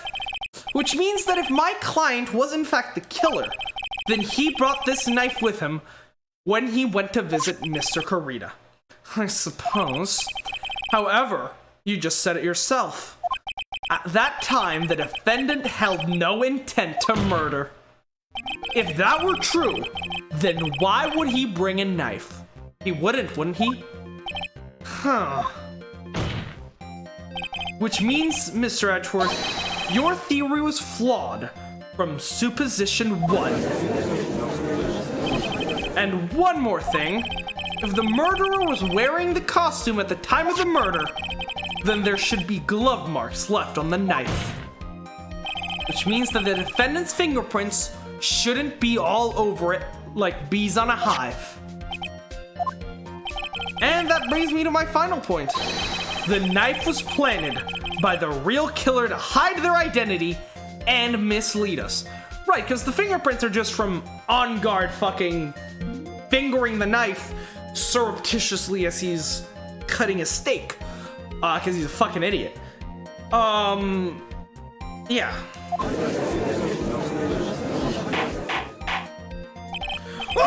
Order! I say order in the court! Was this knife really planted by the killer? Why would the murderer do such a thing? Or the murder method to frame Matt Ongard. It's to frame my client, Mr. Ongard, of course. Because, of course, there's not really any point of hiding the murder method, right? I mean, strangulation is one of the easiest murder methods to detect. Like, you don't even need an autopsy to realize that someone got strangled, you know? Like, you can just see the marks on the neck. To frame? Objection! Aren't you forcing the interpretation just a little hard on this one? But we just established the witness saw the Nickel Samurai in costume. If that were true, then there shouldn't be a single fingerprint on this knife. Witness. Looks like I made your life a tiny bit more difficult, huh, Edgy Poo? I will fucking murder you. Witness, you or did you not really see this nickel samurai? Please give us your testimony before you get stabbed by Mr. Edgeworth. Well, I guess I might have forgotten, but... Are you saying you missed up Mr. On Guard with the Nickel Samurai, his character on TB? But I mean, I can't really do anything about that now! If this didn't have some kind of precedence... Look, I was waiting around in front of their doors because, well, I wasn't waiting around for the Nickel Samurai, that's for sure! She wasn't waiting around for the Nickel Samurai. Alright then, who were you waiting around for then? That's top secret for anyone outside of security! I have a feeling that you were waiting for Mr. Guan Karita. Am I correct, miss? The way you think, you're a sad amateur with a terrible case of nearsightedness. Amateur? Me? What am I an amateur of? So Old Bag was waiting around in front of the victim's room, but it does sound like she was waiting to catch a glimpse of Mr. Karita. Maybe, Phoenix, maybe the Old Bag that was waiting around for that person. Huh, if it's who I think Mia's hinting at, it's certainly possible. Miss Old Bag, you were waiting for this person to come out of the victim's room, weren't you? Adrian Andrews! Who is this person? This is Adrian Andrews, Mr. On Guard's manager. But why would the defendant's manager be in the victim's room? It seems that this is the latest room in circulation, Your Honor. Okay, this is... Well, this is... I see. It just seems to be really into the article, if it can be called such a thing. Then the manager with initials AA, are you saying it's... Adrian Andrews, without a doubt, the witness thought so as well. Looks like you found me out! Well, that's fine, I can throw away this whole sort of confidentiality stuff then. Witness! What in the world are you? Watch out, Phoenix. I've got a bad feeling about this. A very bad feeling. I've got some information. Some very secret information from a certain source. So that's what I was doing my own little investigation. In secret, of course. But what for? Oh, just for myself. Personal reasons and all that. Well, Mr. Edgeworth, how will you proceed from here?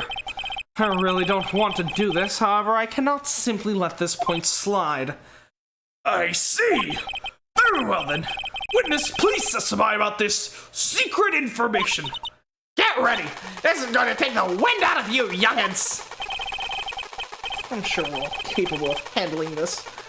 Really, that's not like we're 10 years old. Ah, fuck, I'm out of water.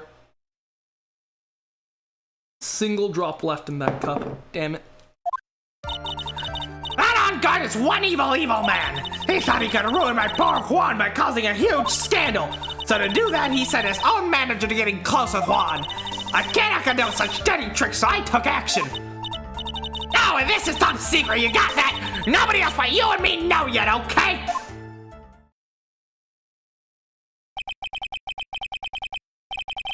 The manager said...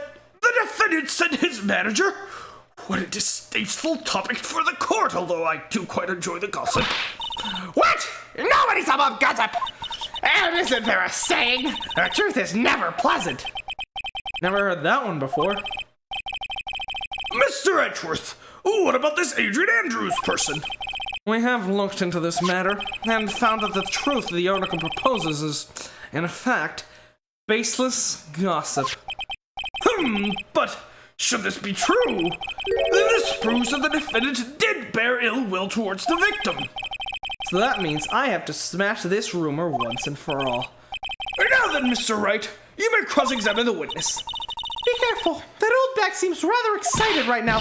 That's right, nothing is but your average full-blooded youth. On Guard is nothing but that. Damn it. Well, as the old saying goes, you've got to burn old bags with fire. That seems horrible for the environment, man. Time to fire up the afterburners and hit the highway to the Danger zone! Are we doing Archer references now? I guess we are.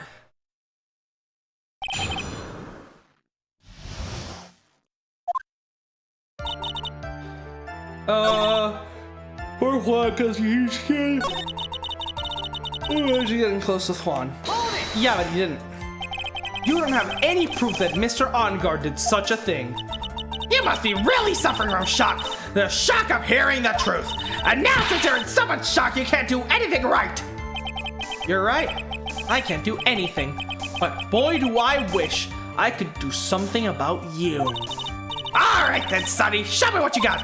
Can you show me proof that OnGuard didn't bear any ill will towards Juan? Decline the offer to present evidence. Let's see. Nickel Samurai, press conference ticket, radio transceiver, Lotus camera, magazine, Tonk out that guitar case, wine glass, crime scene photo, suicide report.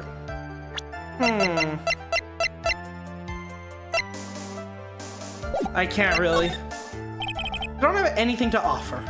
See? Just as I thought. And you were lecturing me about saying things without proof. You've given me a free pass to say whatever I want, whenever I want, silly boy. Me and my big mouth. That's the way that cookie crumbles. For you, anyways.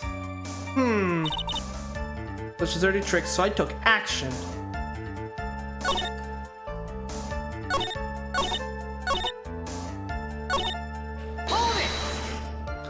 You can't say something like that without proof. That's just slander. But it's true! That woman was getting intimate with my poor Juan! Look! It was just right here, doesn't it? Manager to the stars, Miss AA! But the name of the magazine came from this is Gossip Land. What? Are you saying that gossip is all just a pack of lies? Ha! What do you know? I suppose next you'll swear to me that the news is 100% truth! Honestly, Sonny, you can't discriminate between the news and gossip.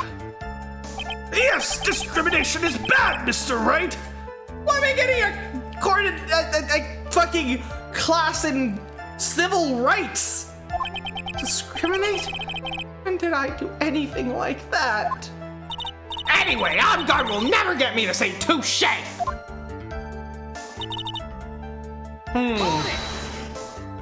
A scandal? What do you mean by that? You're a dim-witted one, aren't you? I can't believe you don't know what a scandal is. Honestly, what are they teaching kids in middle school these days? No, I wasn't asking what the word scandal means. Even I know that much. Well, that OnGuard thought he could own a monopoly on popularity. Sounds like just another tidbit of gossip, doesn't it? But you can't just ignore it either. It makes your client look bad either way. I don't think I heard anything really out of the ordinary just now. There has to be something we can catch her on. Yeah. When I find it, I'm gonna press the heck out of it. Alright. So, what do you mean by I took action? Like I already told you, I was lying in wait close to the crime scene. Once that slimy woman came out of Juan's room, I was going to capture her and teach her a good lesson. Something you youngins need. You are going to teach her a good lesson? I was going to make her eat the damaging beads of my ray gun, like this! Oh, stop! Well, it was too bad the women didn't come through that door that night. Wait. What? I'm a busy woman. Tea time with the kids is over. Secret information is no one else knows yet. If that's true, then how do you know this secret information? Ah, well, that's because I'm a pro. Yeah, that's it. It's a secret. Even if you drill the hole in my brain, you'll never find out. How in the world did an old bastard get such a secret piece of information? Present evidence. Case, wine glass, crime scene photo, suicide report.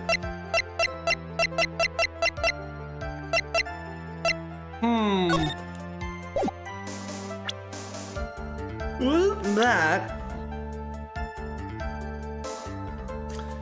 You're eating a burger with roasted onions, fish sticks, and hot sauce. Nice!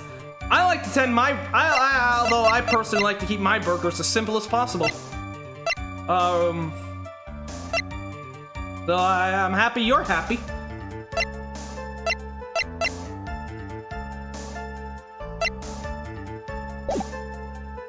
Let's press further. If you don't be a good girl and tell me where you got this secret information, you won't get to go home today. Angie Poo, what are you doing? Help me! Yeah, what do I have to do with this? Just do this for me. You'll get your reward. I don't want your reward, but you don't leave me much of a choice. The witness could have gotten her information from anywhere. It's even possible that it was spontaneously made up inside the witness's head. And he lectures me on reckless blabbering. As long as we don't know where this information came from, it's quite a waste of time to focus on this line of questioning. Did Oldbag get her inside information? There has to be something I can use to figure it out. Sounds like just a... okay. Huh. So we can either present evidence on the fact that Juan didn't, that Matt didn't send, Adrian, or we can present evidence onto where she got her evidence from. Intriguing. Nickel Samurai, this conference, radio transceiver, Lotta's camera, tabloid article about the victim was in the case.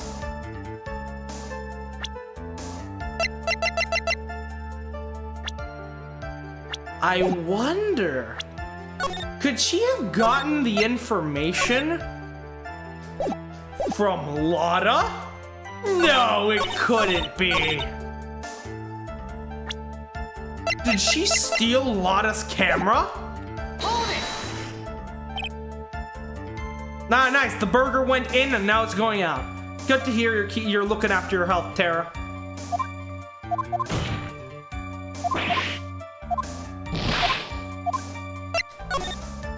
So no one else is supposed to know this secret information, correct? If that's true, then why do you know it, old bag? Why are you looking at me like that? Stop that! Witness! I hate to say it, but this is how you came to acquire your secret info, right? Isn't it?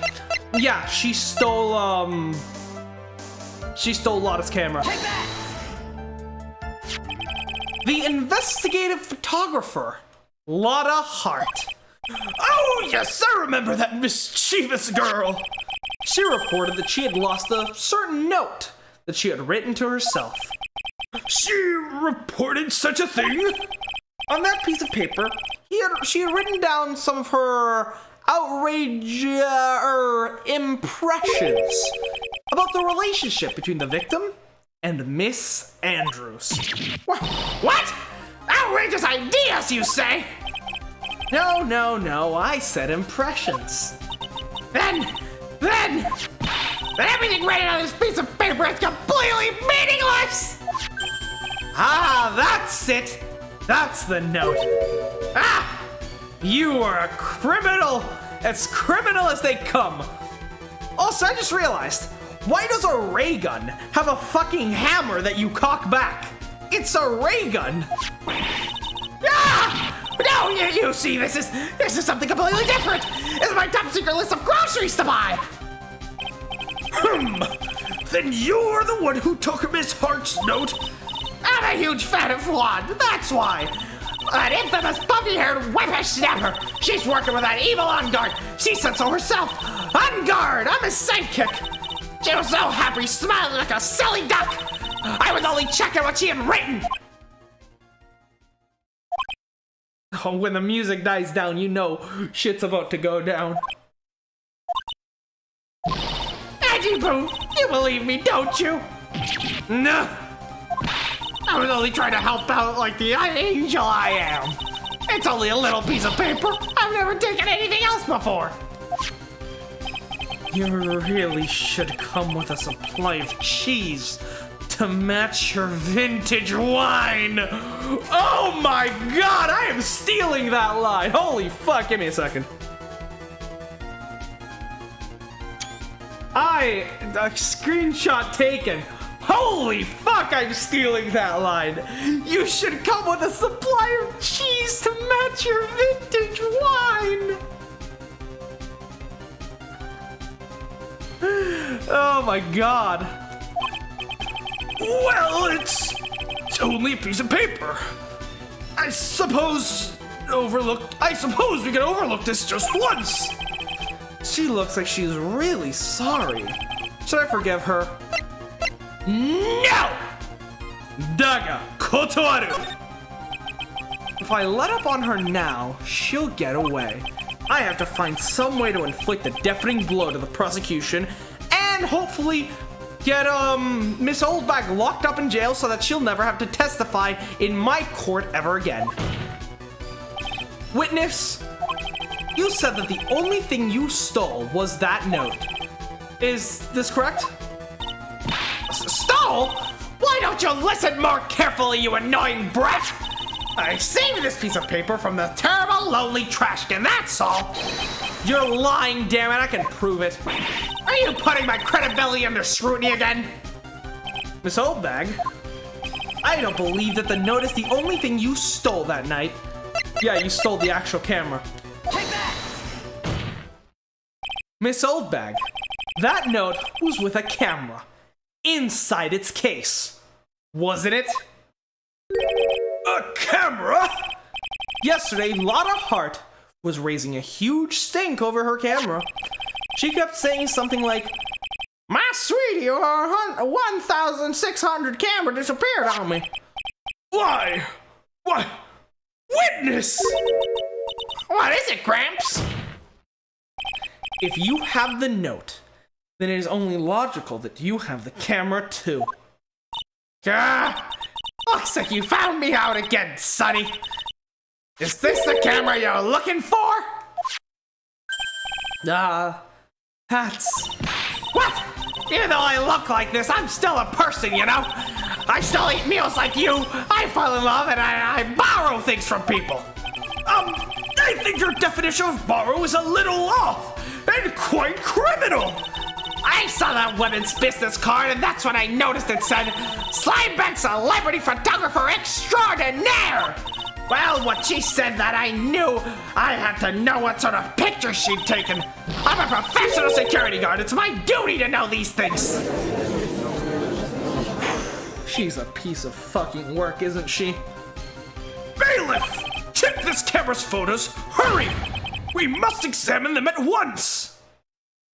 Right, it could be crucial evidence. Why is this almost exactly like this, you know, Turnabout? It's like Turnabout Samurai and Turnabout Goodbyes merged into one in a sense, right? Like the whole, oh, we took a picture of the guy in the costume, but that just proves our case, and it's fucking bullshit all the way, right? Well, Mr. Edgeworth, what do you have? There's only one photo that seems to be relevant to this case. Please present it to the court. Yep, there he is. This is the Nickel Samurai. I would know him anywhere. I watch his show every week. You watch the Nickel Samurai, I can believe you have that little taste, Your Honor. It's clear that only the old Steel Samurai episodes are worth watching. All this new stuff is horrible dribble. See, I told you that's the guy I saw. This proves that the witness was not lying earlier about this matter. Alright, let's check it out. So, the Steel Samurai... Okay. Steel Samurai seemingly leaving Juan's room, which, I mean, it is interesting. But then again, that doesn't prove that this actually is, you know, Matt. It could be anyone under the samurai suit, right? So let's see. What does this all mean, Mr. Edgeworth? This photo by itself does not prove that the person is the defendant. However, in his own confession, Mr. Ongard clearly stated that At the time of the murder, he was still in his nickel samurai costume. If that's the case, then this nickel samurai is The defendant. Damn it.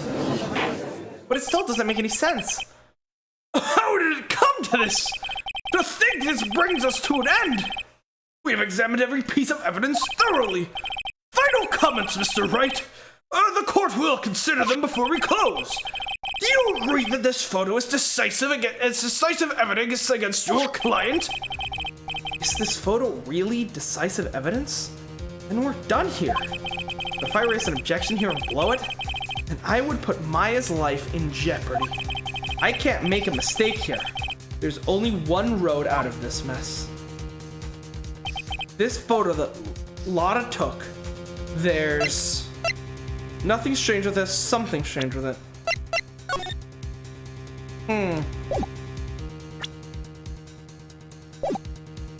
Let's take a look, shall we? Right, I mean, it does look like the costume, right? It's got the little flappy bit to the side, it's got the shoulder pad, it's got the mechanical arm, the glove, the hair.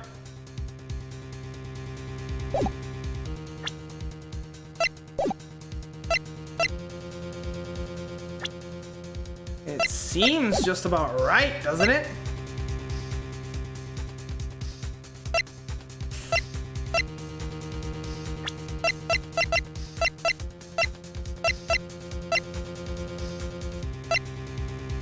Impacts.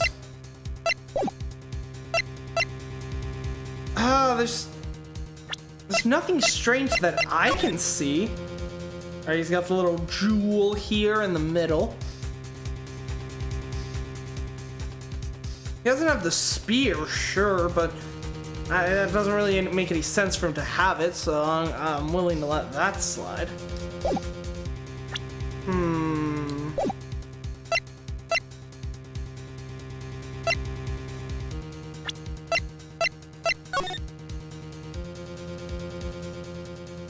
Actually, is that his arm? Or can we not exactly see the arm? I don't think there's anything wrong here, honestly.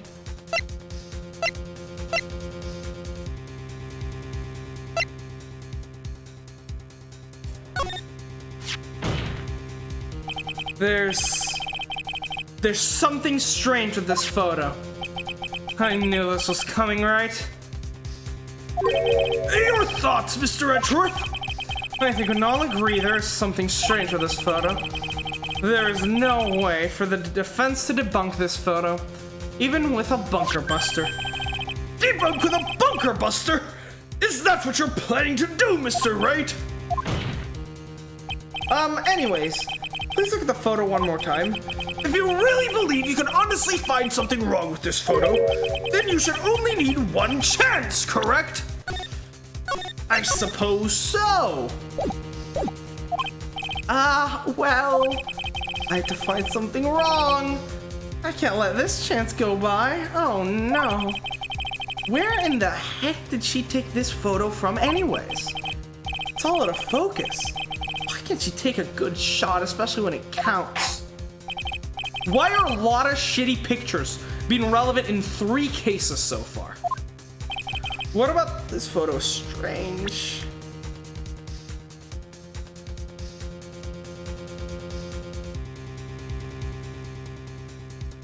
And it's empty. Flowers. The door to Juan Carita's room.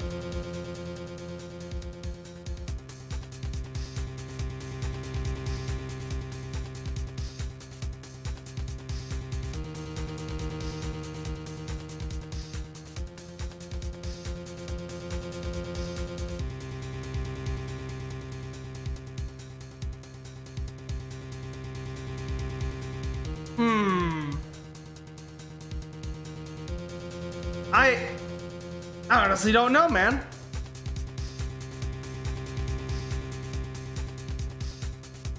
The samurai seems fine. Nothing strange about the door. These are the flowers that were outside of Juan's room, so this is most definitely Juan's room.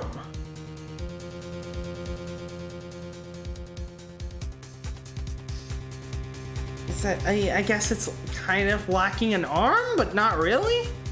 Take that! It's this person here, of course. You mean the Nickel Samurai? What's wrong with that? At the time of the murder, Mr. OnGuard was in his own room, which means this Nickel Samurai is... If you think that's all it takes, you should reconsider your choice of occupation. I think it's about time you retired. It looks like there was no problem with this photo after all. The problem's with the brain of that lawyer, Your Honor. Wait! You are the one who let your last chance fly away from you, Mr. Wright. That's enough. This court sees no reason to further prolong this trial. Well then. Nor is there any need for more time to decide the case against the defendant. This case is extremely clear. I see no room for misinterpretation of the facts. This court finds the defendant, Matt OnGuard, guilty. Accused will surrender to the court immediately to help pending trial in future court. That is all. The court is adjourned. Fuck Maya's dad.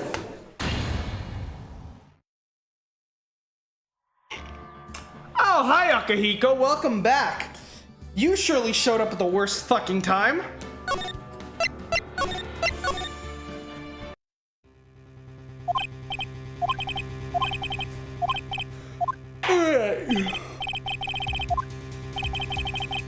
What about this photo is strange? I should have been here sooner, man. Nah, don't worry about it. It's perfectly fine.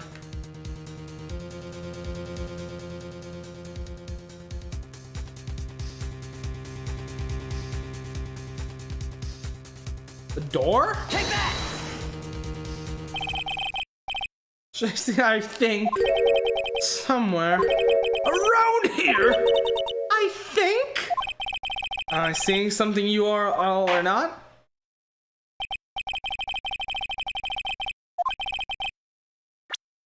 Damn it! Tomorrow Persona 4. Probably. Quite probably. However, I am fearing that I might actually be losing my voice thanks to fucking Wendy Oldbag's bullshit. So we'll have to see if I end up losing my voice by the end of today. Because that might mean I can't stream tomorrow. We'll see. Chance correct. God damn it.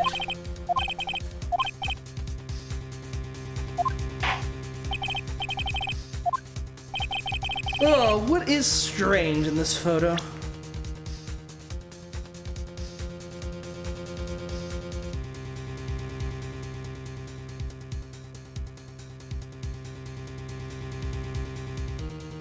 Flowers match up, the vase.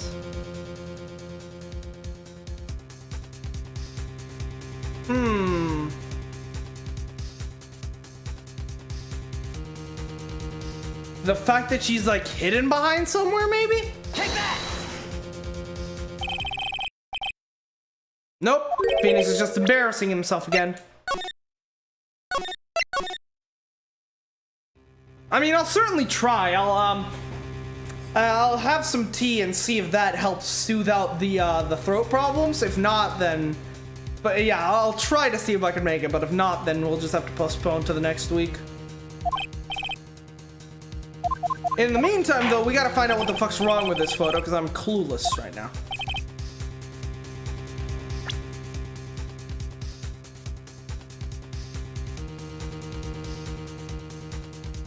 Door, the floor, the man, the flowers?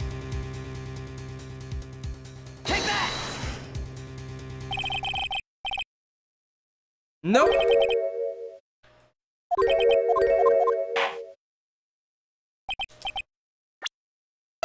Shit, man.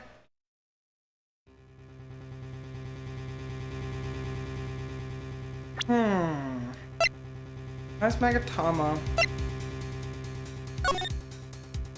Alright, it's got waves on the left leg and mountains on the right leg. Which does, I mean, the costume matches up pretty much exactly, so I'd say that's fine. Conference ticket, radio transceiver, Lotus camera.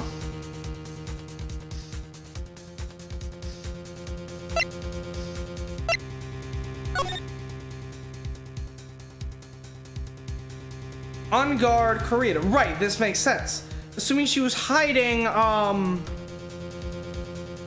somewhere. Yeah, if this is Kurita's room and he's walking out of it, that would be Viola Hall further back. That's the doors to it. That's on guard's room, which means she was hiding somewhere here. Magatama? Yes, actually. Maya's Magatama.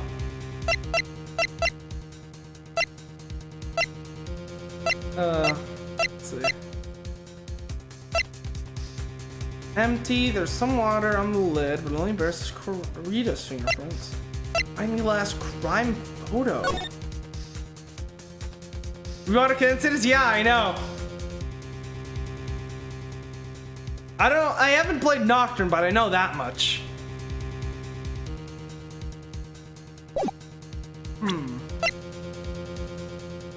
So last impacts. Juan Kurita. But note hidden. What in the hell? What in the hell? What in the additional dog heck are we supposed to find out here?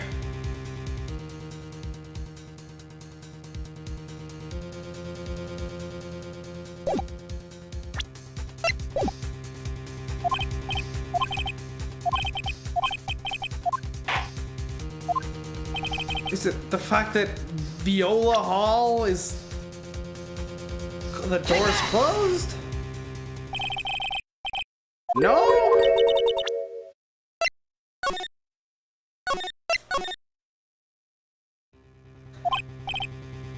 Yeah, I highly doubt the universes are connected.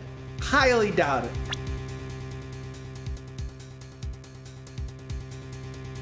That matches, that matches. Oh! The fact that oh right, the costume is way too long on this person. Take that! It fits Matt on guard much better. I would like to direct the court's attention to this one right here. What are you pointing to? His ankles? If you could see this person's ankles, that would be one thing. Right, because in here, the costume goes right, the hakama goes right down to his ankles. But in this one, the person is clearly shorter than Matt. Sadly, we don't have height, so we don't know who it could be. That would be one thing. However, you can't. And what does that mean? The costumed person in this photo could not have been Mr. On Guard. What's the meaning of this? I wonder if you would care to elaborate with actual facts, that is. Let's take a look at the Nickel Samurai poster. Please pay particular attention to the area around the bottom of the hakama. His socks! You can see his socks! Exactly. However, in this photo, the Nickel Samurai is clearly holding his hakama up just to walk. There's only one explanation for this. The person inside of this costume is clearly much shorter than the defendant. Oh, looks like chat's finally starting to heat up. Some drama going down now. Alright, I think I've turned things around for myself this time. That's curious. Huh? What is? Edrith is unusually calm today. That's true. He's just letting the trial run itself, as if he's only along for the ride. Along for the ride? What do you mean by that? I can only guess that perhaps he doesn't feel under attack at all. He doesn't feel under attack, then I haven't damaged his case at all. Mr. Edgeworth, where does this leave us? If the person in this photo is not Matt Hongard, then everything the prosecution is trying to prove has become meaningless.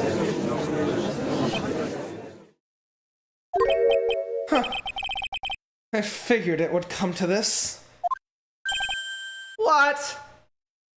I mean, Tara, you're one to talk. You literally recommended yourself as well. Mr. Wright, I have something I want to ask you. I think you have proven that the person inside this costume is not Matt on guard. In that case, who is this a photo of? I mean, yeah, if we're going by trial by combat, I'd say Demi-Fiend would probably win out against both of you. Who's the person wearing the Nickel Samurai costume? Don't stress over this, Phoenix. It's very simple. What he should be focused on is Edgeworth's attitude, don't you think? Yeah, why is he so calm? Mr. Wright, let's hear your thoughts. Who is the person in this photograph? Not Maya, not Pearl, it's Gumshoe, clearly. Franziska, no. Edgeworth, no. Will Powers, I'm like 90% sure Powers is taller than Matt. Lotta Hart, obviously not. Uncarita.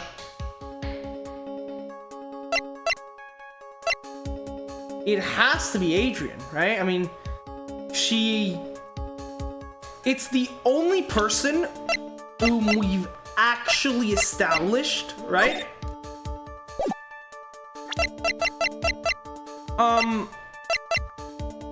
Adrian is the only it's the only person we've established is, the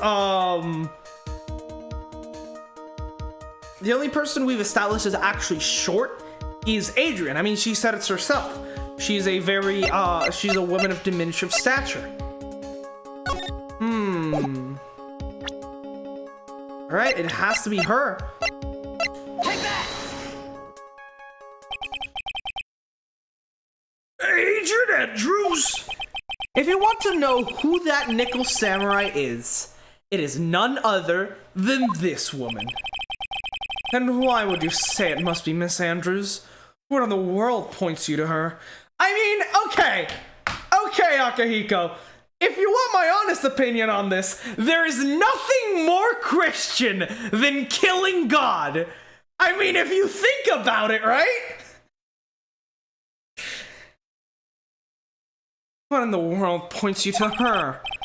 For starters, she's short. And she can freely move in and out of Mr. Onguard's room. Finally, she had dinner with Mr. Onguard that night. And how does this all add up? It means that it makes for very easy for her to get a certain item. A certain knife. With Mr. Onguard's fingerprints all over it. The knife was used as a murder weapon. I mean, how is what I said offensive? I mean, literally all of Christianity is basically centered around the imagery of the cross and crucifixion, right? And the whole crucifixion thing is about, you know, the death of Jesus, who is technically also God. So technically, the entirety of the Christian religion is actually based on the death of God. The knife that was used as a murder weapon? Why don't you just say what it is you want, right? I have to do this now. This is my last chance to turn things around. The defense moves to indict Miss Andrews in the murder of Juan Carita. It was Miss Andrews who tried to frame the defendant for the crime. Damn, we're moving straight onto the accusation right now. I mean, this is progressing fast. Hey, okay. Say what you want. I am speaking facts.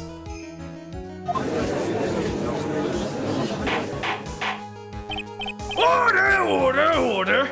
You can't say crucifixion is not a central part of, Christianity. It looks like this trial hit a most unexpected development. Mr. Edgeworth. Yes, Your Honor. This court is issuing a subpoena for Miss Adrian Andrews. A verdict cannot be passed without first hearing her testimony. All right.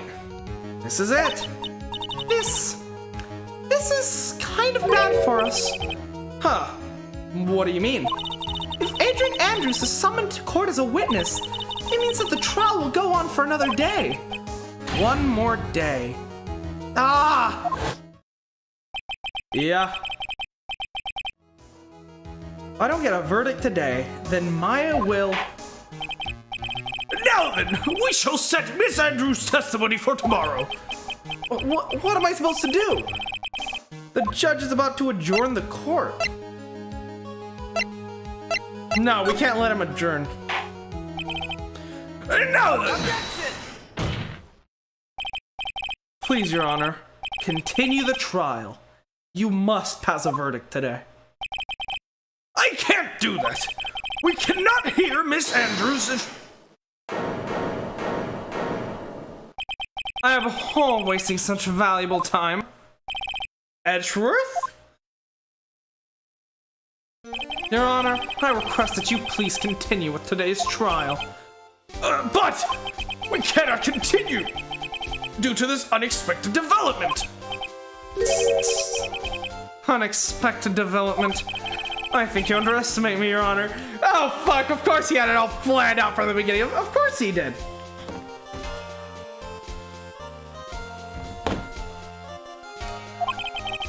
And what do you mean by that? That Mr. Phoenix Wright would slave his way to subpoenaing Miss Andrews, happening according to plan, even if Wright was a bit slow to catch on.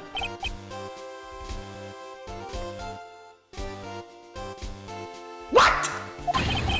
What?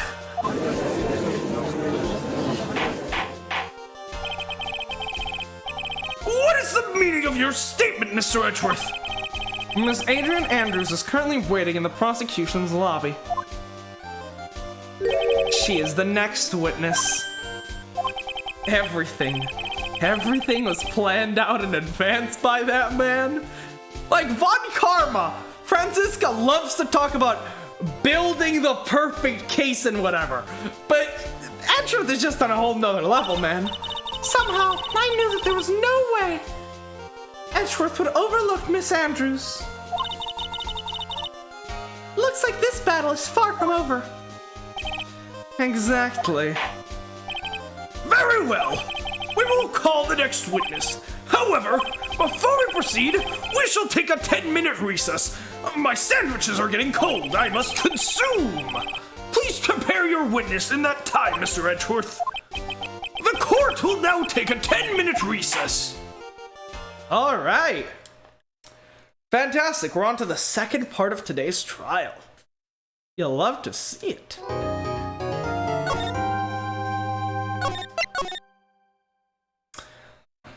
All right. We're not ending here, obviously.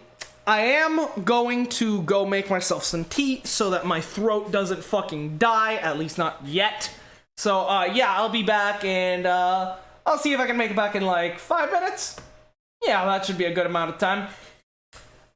Alright, yeah, I'll be right back.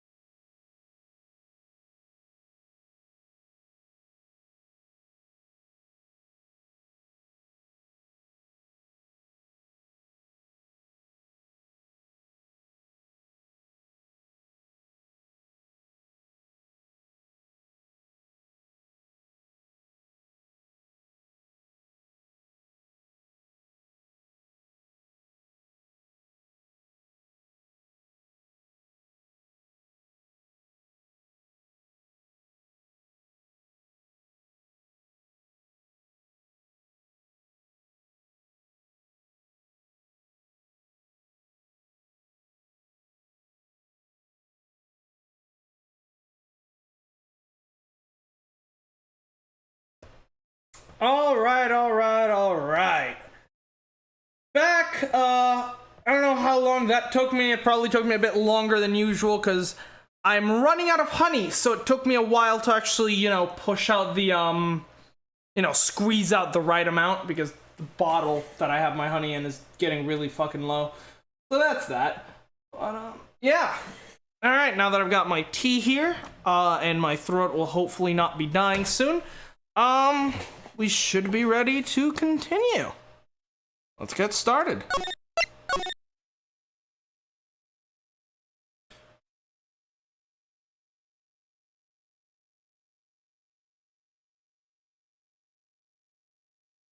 No, can I? Oh, that's just to say that I gotta back out. Fuck, I forgot the controls for a second there. March 22nd, 2:14 p.m., District Court, Defendant Lobby number 3. Dude, I can't believe that Adrian, no way, not cool, and collected Adrian Andrews. She is your manager. It would have been very easy for her to pull this off. Oh, Bryce, what are you doing here? The only person who had easy access to the knife we used at dinner was, well, her. Let's see. Oh, Woo. That is orgasmic. That is so good. That is perfect. God damn. I impress myself sometimes. The only person who had easy access to the knife you used at dinner was, well, her. Oh, you're finally on campus. How is it? So after the ceremony during the break, huh? I was sleeping like a log the entire time, dude. See, she could have also easily planted the blood-covered button in your Hakama. Because she was the one that came to wake me up? Then, dude, you're saying it really was her? Yep. She is the real killer.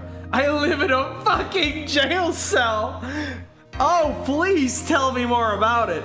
Because that sounds like my experience when I was at Harvard one summer.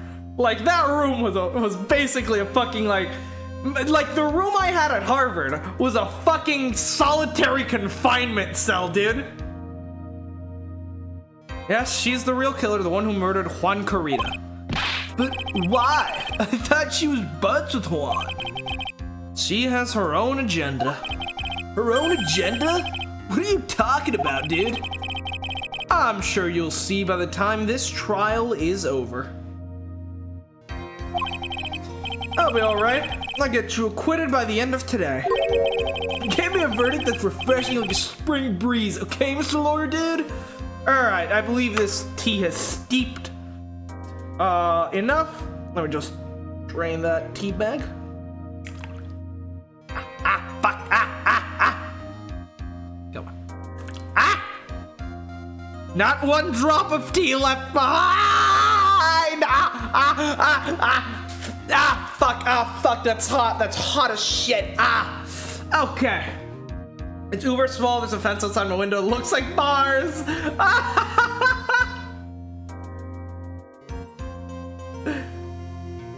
I mean, yeah, the bed being bare bones, that you can expect.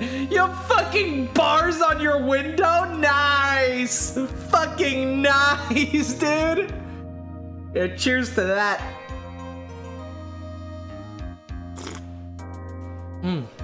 That is refreshing. Phoenix! You think her motive is related to Celeste Impact's missing suicide note, right? Yes. Miss Andrews depended on Miss Impacts as her strength and reason to live.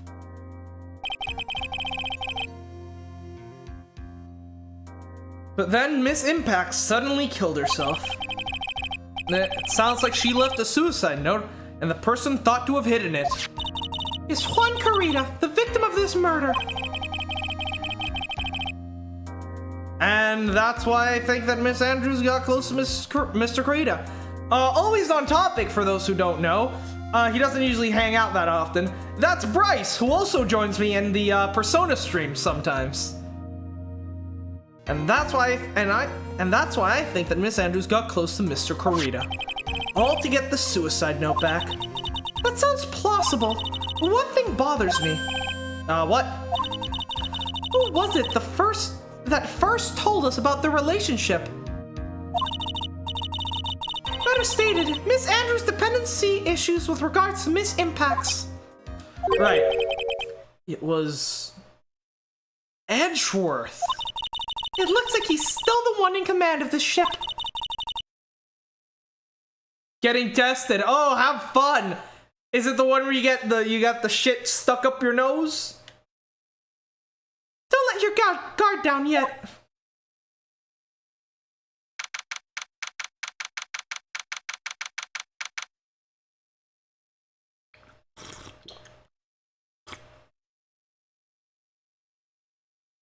Yeah, tested for the Rona.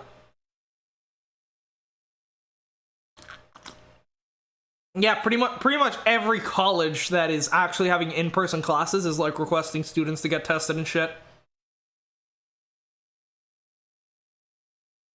Ah.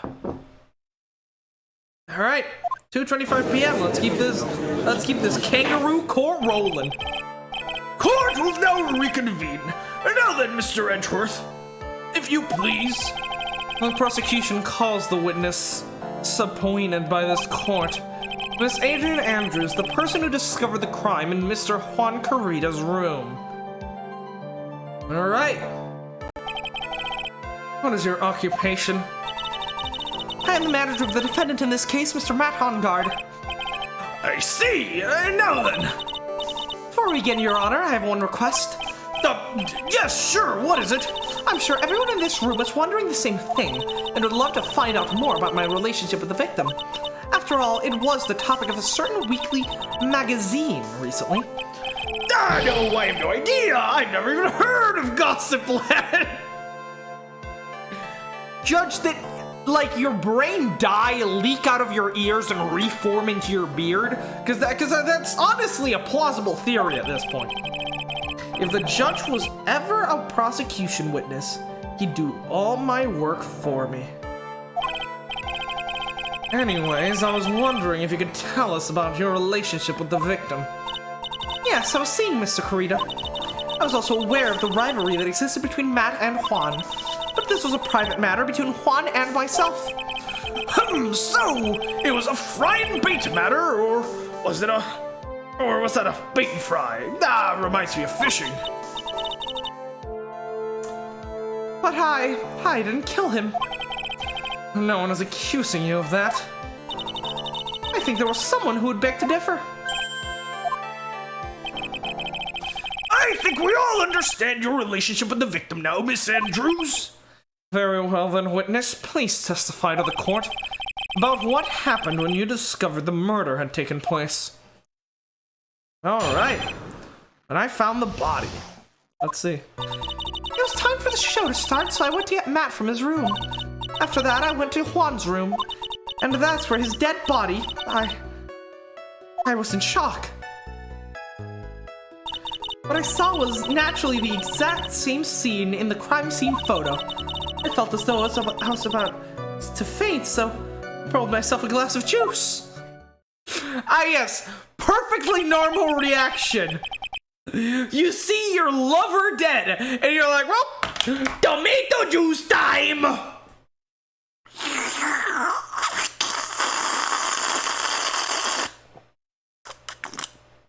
Yes, perfectly normal human reaction there. You poured yourself a glass of juice? Yes. Sadly, I didn't remember not to touch things at the scene of the crime. I'm gonna disturb the crime scene by moving this one thing. And that is when the fingerprints on the wine glass were made, Your Honor. I see. Well, Mr. Wright, you may cross-examine the witness. Phoenix! She's one cool and collected customer, and she has the brains to match. Yeah, I know. In order to catch a person like her, you have to avoid head-on confrontation. You should disrupt her pacing. Disrupt her pacing? She's the type of woman who is easily thrown off by things inconsistent with her thinking. Yeah, she is, she acts really tough. But in the end, you know, she's actually pretty smart, so she'd actually have a really solidly constructed, testimony. But she is actually nowhere near as strong as she makes people believe she is. So she should actually fall very quickly under pressure. So you have to attack when she least expects it. The instant you let up your offense is the instant this trial is over. Understand? Alright. When I found the body.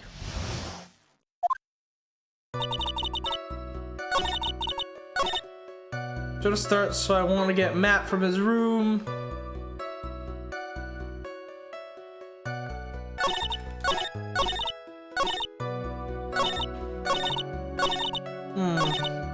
Time for the show to start, so I want to get Matt.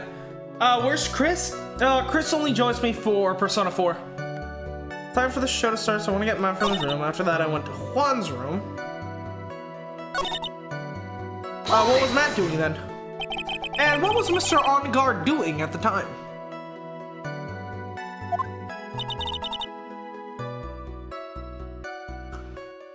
Ah, that is hot. He was taking a nap. He was worn out from his many performances as the Nickel Samurai during the ceremony. Huh, Mr. On Guard did say he was taking a nap. Then I guess you could say that it could not have been taken out of his room. Yes? Excuse me? It? What are you? Objection! Right, I thought years of school would have taught you how to construct a sentence. If you can't make a sensible sentence with a subject, then I'll make one for you. Watch. Did you, Miss Andrews, remove Mr. On Guard's knife from his room? No. Subject, verb, object, right? Did you skip basic grammar? The witness may continue. Edgeworth, you are actually wrong about this. As, you don't, you actually don't, first of all, you don't need an object to construct a fucking sentence, right? You can just say, Edgeworth is running. That is a subject and a verb, no object. Objects are completely optional, so let's skip that part. So, yeah, and also, pronouns and implied subjects are also perfectly acceptable within a context of grammar. So, I got the upper hand on you this time, Edgeworth. I had an A in English class. Went to Juan's room. Anything to conversations, be quiet in my stream. Shock. Oh, Terra has really revealed himself to be just a tyrannical maniac, hasn't he? Just like the new Hitler. This is dead body, I was in shock.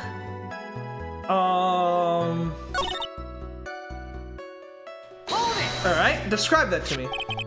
This is the photo you're referring to, correct? You're Hitler's father. Ah, I guess you're Argentinian then. Yes, the one with the knife lodged in his chest. And the guitar case was like this too?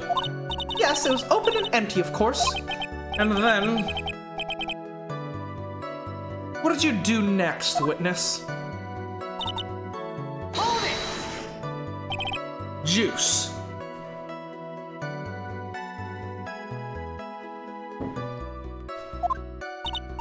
Yes, there was a bottle of tomato juice on the table, so I helped myself. But you didn't drink any of it, did you? Huh? There were no lip marks left on this wine glass to suggest that anyone drank from it. I wasn't feeling terribly great, so I set the glass down without drinking it. It doesn't sound like there's any glaring contradictions in her testimony just now. I warned you earlier that she would not crack so easily. The only way to make her is to keep on the offensive and not let up. The only way you're going to catch her is with some very strong, decisive evidence. Some water only on top of the lid bears Kurita's fingerprints. Nagatama. Pine glass.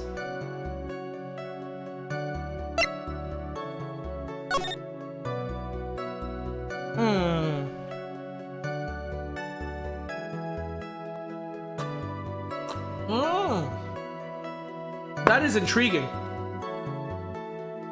That is very intriguing. So. The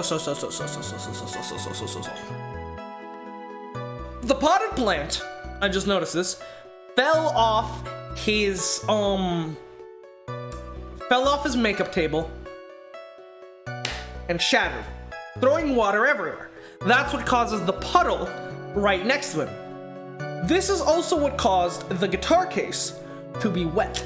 However, if you actually look at the water pattern, the guitar case never got wet on the inside, only on the outside. Meaning that when the murder occurred, or at least when the potted plant was knocked down, we still don't know if that was actually during the murder. When that happened, the guitar case was closed. Meaning, it was opened sometime after. The question is, why and who? Because it couldn't be Juan, since he's fucking dead. Intriguing. I mean, it's possible that it was opened by the murderer, right? But no, it bears Kurita's fingerprints, so I don't know. Decisive evidence. I have to find something. I just have to. For Maya's sake. So I want to get my friend's room. After that, I went to Juan's room. There was his body. I was in shock. What I saw naturally is the exact same scene as the scene of the crime. Alright, let's try to see if we can push her on this. Do we need to press for this? Or can we just contradict her? Okay, that's useless. Okay. Naturally the exact same scene as the scene of the crime. Alright, let's try her with the fact that the guitar was supposedly closed. Nope, that's losing health. Fuck. Shit.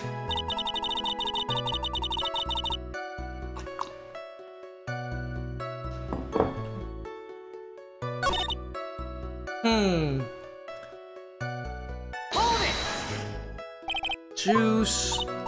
Bottle of tomato juice on the table, but you didn't drink any of it.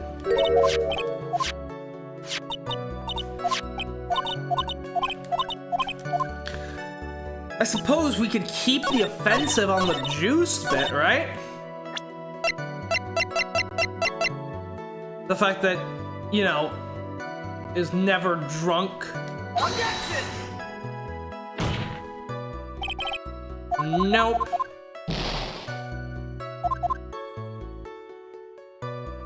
I felt as though I was about to faint, so I poured myself a glass of juice.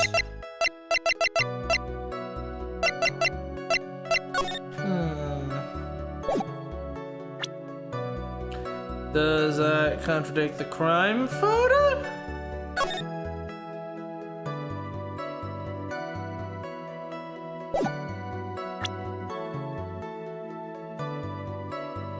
Oh, right! Naturally the exact same as the crime scene photo. These two statements contradict each other, right? Let's see exactly what she says with regards to the juice. Referring to this photo, correct, right? One of the knife launched in his chest. Car case was like this too. And then...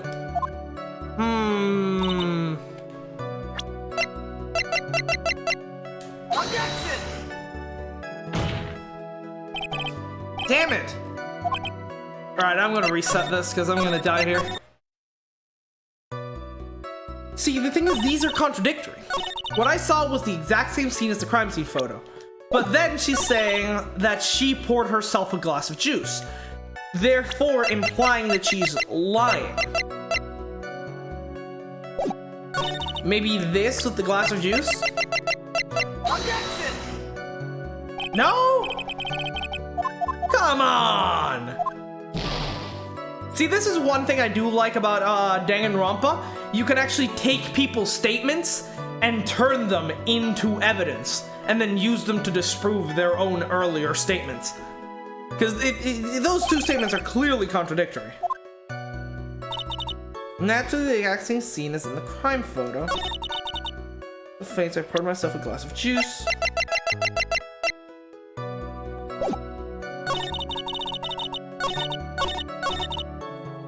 What do you say about Juan? And why did you do that? As a friendly gesture, Juan must make an appearance with the other heroes. So the show was supposed to be a show of friendship, huh? Is that the only reason? I beg your pardon? What are you implying? You had a certain goal in mind when you started to get close to him, correct? Or perhaps you had a more personal matter to discuss with the victim? Sorry, but I didn't have any such intentions in mind at the time. Can't get a talk without a strong piece of evidence, I guess. May we continue now, witness? What did you see when you got to his room? Dead body, I was in shock. You were in shock?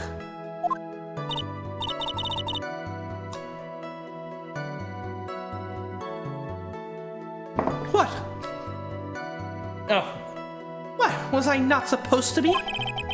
Ms. Andrews is a very calculating person. Despite how close they were, I thought she had romantic feelings for Mr. Kurita. Anyone randomly stumbling upon a dead body would be in shock. They can't seriously expect that a young beauty like her would not be shocked. Somehow, I don't think beauty has anything to do with being shocked or not. I see. Miss Andrews, I would like to confirm with you one more time. When you discovered the body of Juan Kurita, you were in great shock. That's when you poured yourself a glass of juice, correct? And what of it? My mind really was a complete blank at the time. Your mind was a complete blank. I didn't think that was possible for you. Aren't you rude today? I was so dazed that I made one careless mistake. That one thing. What one thing? Never mind. It's no big deal. Ah, we found a crack. What was she starting to say just now? Miss Andrews, I'm convinced that, as you said, you made a mistake at the scene of the crime. What I really want to know is what this mistake was. Actually, so would I. I guess we're on the same page on this one. I'm terribly sorry. It's kind of embarrassing.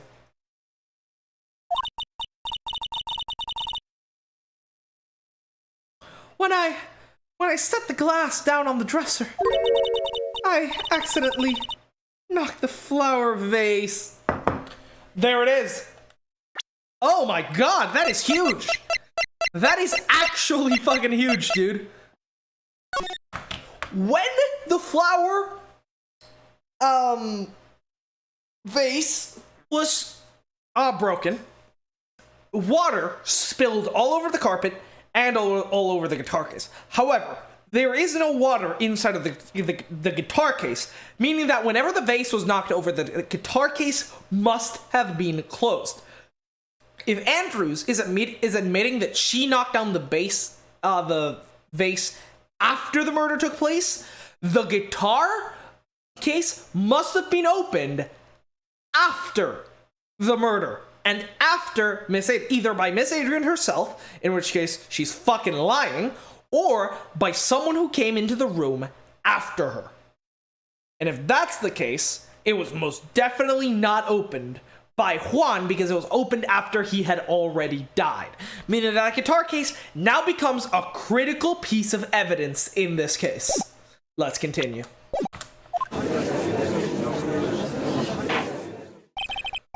Flower vase? Are you talking about the one on the floor of the crime scene? This mess of glass shards! It was originally on top of the dresser, but when I bumped into it with my elbow, it fell onto the guitar case. Why did you withhold such an important piece of information? I'm sorry. I thought that since the crime scene was already in disarray, people would simply assume the vase was just another part of the mess. It looks like yet another fact has come to light here. Please add this and anything you have to reveal to your testimony. I'm sorry, but I have nothing more to add. I didn't touch anything else. Yeah, I think Edgeworth can smell her bullshit now. Back to the case, where it fell onto the guitar case. Objection! Yeah. You testified that you knocked the flower vase over. Is this correct? Yes. And are you sure it fell onto the guitar case? Is there some problem with what I said? It is not some problem.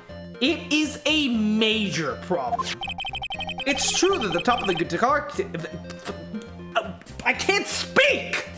It is true that the top of the guitar case was wet with water. However, that's exactly what's so strange. Miss Andrews, you testified that the vase fell onto the guitar case.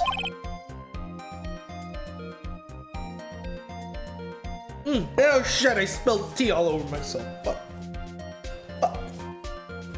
Alright, I'll deal with that later, whatever. However,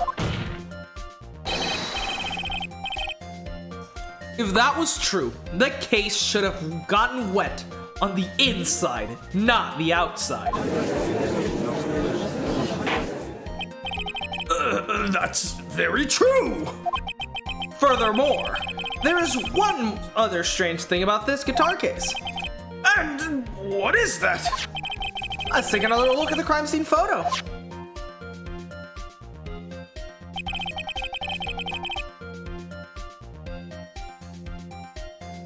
The remains of the vase were scattered on the floor. And what is wrong with that? If the guitar case was open when the vase fell, the glass shards should be inside, not outside the case. Objection! What's your point, right? That the case was closed at the time the vase was knocked over? Is that all? Objection! No, think back to what Miss Andrews testified to. She said that other than the vase, she didn't touch anything else. Yes, that's right. She did implicitly say she didn't touch the guitar case. Objection! But this whole matter with the guitar case is a dead end. The bright red guitar is found at the studio and has no bearing on this case at all. But that doesn't mean that the guitar case doesn't. That may very well be. However, the empty guitar case does seem to have no relation to this case, does it? It seems that there is no deeper meaning to this guitar case. Well, Mr. Wright, do you think we need to hear more details about the guitar case? Make her testify. The empty guitar case. I believe this is a crucial piece of the puzzle. I can't believe anyone would reach for straws like this, but it is you. I can't believe I'm doing this either. All right, follow along for now. Miss Andrews, please testify to the court about the guitar case. Yes, Your Honor. All right, let's see. I don't remember too clearly because I was a bit dazed. I suppose I must have opened the guitar case after I knocked the vase over. It's not a big deal though, right? The case was empty after all. So as for why I opened the case, even I don't know. It looks like this really wasn't a very important point. This wastefulness is such a familiar feeling by now that it's almost comforting. Anyways, let's just go ahead and start the cross-examination. Using anyways to change the topic. A convenient escape for a weak man. He's more aggressive than he used to be, I think.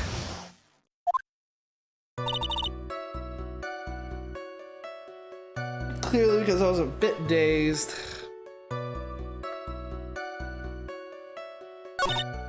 Open the guitar case after I knocked the vase over. For why I opened the case, even I don't know. No! That's wrong! There were no fingerprints of yours in that case, Miss Andrews! So how the diddly darn fuck did you open it with your fucking mouth? Hold it! So you opened the guitar case then? Yes, well, maybe. Why did you open the guitar case? Huh? Mr. Kurita's dead body was right there in front of you, wasn't it?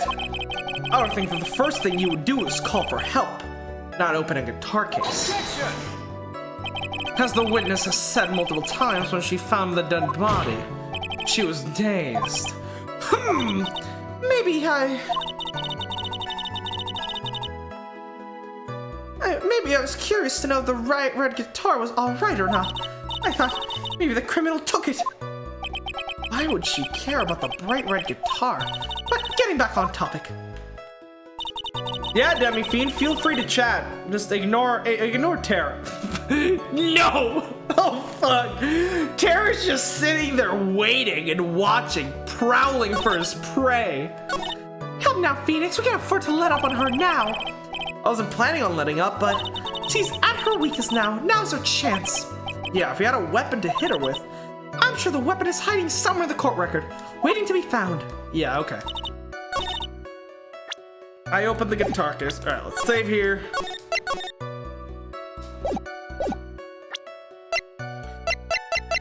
Where's the guitar case? Bears Corita's fingerprints. Objection! Yup. There is no way you were the one who opened the guitar case. Why would you say that? It's elementary, my dear Miles. Phoenix, do not bring me into your stupid-ass roleplay. The judge and idiot gumfuck does more than enough of that already. Because the only fingerprints on this guitar case are those of the victim. Ah! What is it, Miss Andrews? You should assume that I must have left prints just because I touched the case. What do you mean? What if I were to tell you that I was wearing gloves at the time? Gloves?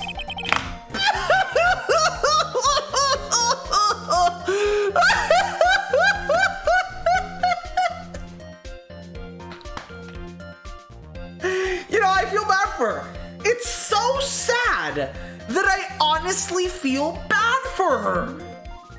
We literally, oh no, it's like a cow to the slaughter, like shooting fish in a barrel. This is too easy, guys. This game's too easy. She's just digging her own grave. Where is it? Bears Andrews fingerprints. Wah, wah, wah. Let's get to it. Gloves? But why would you be wearing gloves at the time? It was the night of the award ceremony, so of course I dressed up for the occasion. Yes, now remember, I'm almost sure I was wearing a pair of thin gloves. The more you lie, the more you seem like the killer, you fucking bitch. I see. Well, Mr. Wright, it seems the witness was wearing gloves at the scene of the crime. You were wearing gloves. Isn't that a little strange? Why is that strange? Do you have something that would prove I was not wearing gloves at the time? Also, Akihiko, Demi, feel free to just ignore Tara. I don't think it even needs to be said, but, you know, I'll say it just in case. Take that! I have your proof right here. The wine glass. The wine glass? You left your fingerprints very clearly on this wine glass. Yeah. Even if you took your gloves off when you poured yourself this glass of juice, wouldn't you think it was just a little strange that you put your gloves back on just to open the guitar case? Shit, she just smashed her glasses.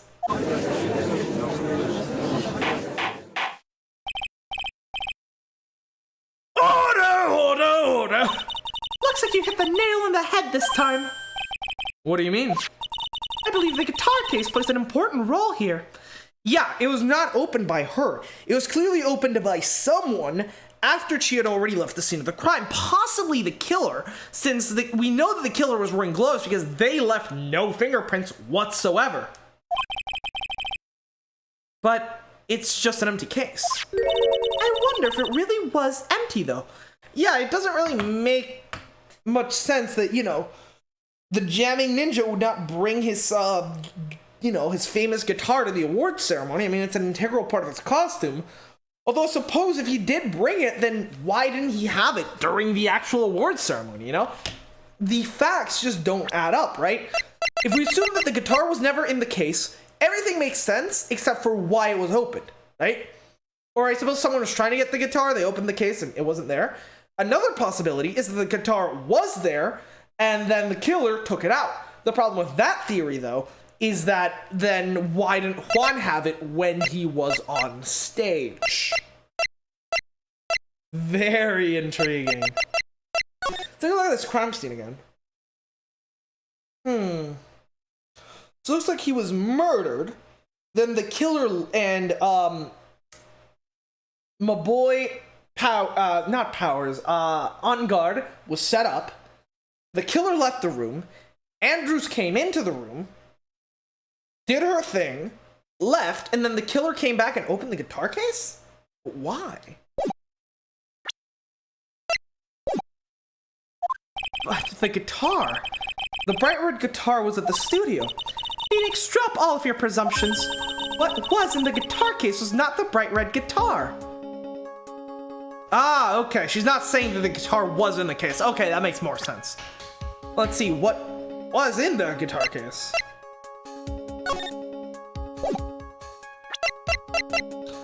I mean, in photo.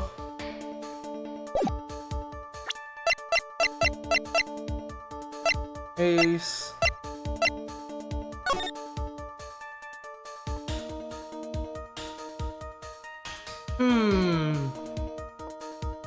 Interesting. I'm not sure right now. You don't mean there's a bright white guitar? Wait, that's not right either. I admit it would be unnatural for someone to do that. So the witness was not wearing gloves despite the fact that on the case... Your Honor, this is obviously the defense's usual misdirection tactic at work. Steer the court towards an unrelated topic and lull us into his misguided... No, Your Honor. Please recall that Miss Andrews had testified that the vase fell onto the guitar case, which means that the case was closed when the crime took place. However, it is wide open in the photo of the crime scene. I am sure this guitar case has some relation to the murder. If you're so sure, right, then I'm sure you can somehow substantiate your outrageous claim, correct? Please, enlighten us as to why the guitar case has anything at all to do with the murder. Can you do that, Mr. Wright? Well... Okay, let's suppose for a second that the bright red guitar was not the only thing that could have been in the case. The bright red guitar not being the only thing? You don't mean to suggest that a bright black guitar was... So, you intend to push your theory that the case was not empty. Is that it, right? I wouldn't send something I didn't intend to prove. Deflate that head of yours. You haven't proven anything yet. Okay. Now then, let's have it. What's inside this case? What was inside this case at the time of the murder? Not the attorney's badge. Not the Mangatama. Not a picture. Hello? Press conference ticket. Radio transceiver, originally from Moya's kidnapper who goes by the name of The Killer. Lotta's camera, magazine clipping, hotel guide map, guitar case, wine glass. I've seen photo. Jamming ninja button, suicide report, attempted suicide report. Juan's autopsy report, the knife, or Lotta's. The costume. That's right. Because Matt was sleeping through the whole incident with the costume on, meaning that there must be a second costume in play somehow. And we know that the killer walked out of the room, or Adrian, or whoever the fuck, walked out of the room wearing the costume in an effort to frame Matt. So how do they get the costume into the room? Well, what if the costume was always in the room? After all, the Nickel Samurai was going to be confessing to something post-show. However, Matt Ongard had absolutely no idea that he had some kind of press conference, meaning that the press conference was going to be held by someone other than Matt wearing the Nickel Samurai costume. And quite possibly, that could have been Juan attempting to ruin Matt's career in some manner by making him confess to some outrageous scandal in order to destroy his reputation. If that's the case, and Kurita set the entire press conference thing up, it would make sense that he actually bring a Nickel Samurai costume along so that he could then impersonate Matt. However, how does he bring a Steel Samurai costume without it seeming suspicious? In the guitar case, which he would always be carrying around anyways. It's quite brilliant. I think the answer is quite simply Lotta's photo. Take that! This is a photograph! Yes, but what is important here is what is in that picture, Your Honor. In this picture? Hey, it doesn't take a genius to see what I mean. What I am proposing is, inside the guitar case was the Nickel Samurai, the hero's very own costume. What? Mr. Wright, explain yourself. Right, are you saying that the witness opened the guitar case to take out a costume? What insane point would there be in doing something like that? That insane point would be to wear the costume, of course. Ms. Andrews put it on to hide her identity so she could make her escape. After all, you couldn't let anyone see you leave, could you, Miss Andrews? I refuse to accept your theory. Do you have anything to support such a preposterous idea? Just outside the door was an investigative photographer who was starving for a big scoop. And in the end, she managed to get this shot, correct? You mean this photo? Yeah. Order! It looks like we've wandered into quite another mess again, haven't we? Nice job, Phoenix. Well, you know my strategy. Speak first, think never. So the real murderer was hiding inside the costume. Objection! Wait a second, Your Honor. The Nickel Samurai's costume would have been Matt Ongard's. Why would something out of the defendants be in the victim's room, and inside the guitar case of all places? True, that is a little baffling. Mr. Wright, the court would like to hear your thoughts. What was the Nickel Samurai doing inside the guitar case? That's a spare costume. Mr. Ongard did not take his costume off during the break period. In that case, the costume we are talking about was a spare one. What? Then are you saying that on the night of the murder, there were 2 Nickel Samurai costumes at the Gatewater Hotel? Yes, that is what I'm saying. And how do you explain the costume that was inside the guitar case? It would mean the victim himself had brought his spare to the ceremony on purpose. But why? The victim, Mr. Kurita, was the jamming ninja. Why would he secretly bring the Nickel Samurai spare costume with him? What would be the reason behind a peculiar act? And therein lies the second point. Objection! What are you mumbling to yourself about now? Have you just been rambling all this time without any sense of inner monologue? Huh? No, I just... Mr. Wright, please explain yourself. Why do you think the victim had the Nickel Samurai spare costume? Phoenix, are you sure you can explain this one? Think carefully before you answer. And then answer with gusto. I believe in you. Alright. This is what I think. The reason the victim brought the Nickel Samurai spare costume to the hotel was... Take that! What is this? On the night of the murder, and after the stage show, the Nickel Samurai was going to hold a special press conference. A press conference? Yes, the Nickel Samurai was supposed to confess something at this conference. I heard about this as well. For once, you're not making something up, Mr. Wright. But what struck me as strange was that Mr. On Guard himself said he had no idea he was supposed to be holding a press conference that night. But how can that be? The way I see it, That can mean only one thing. the conference was set up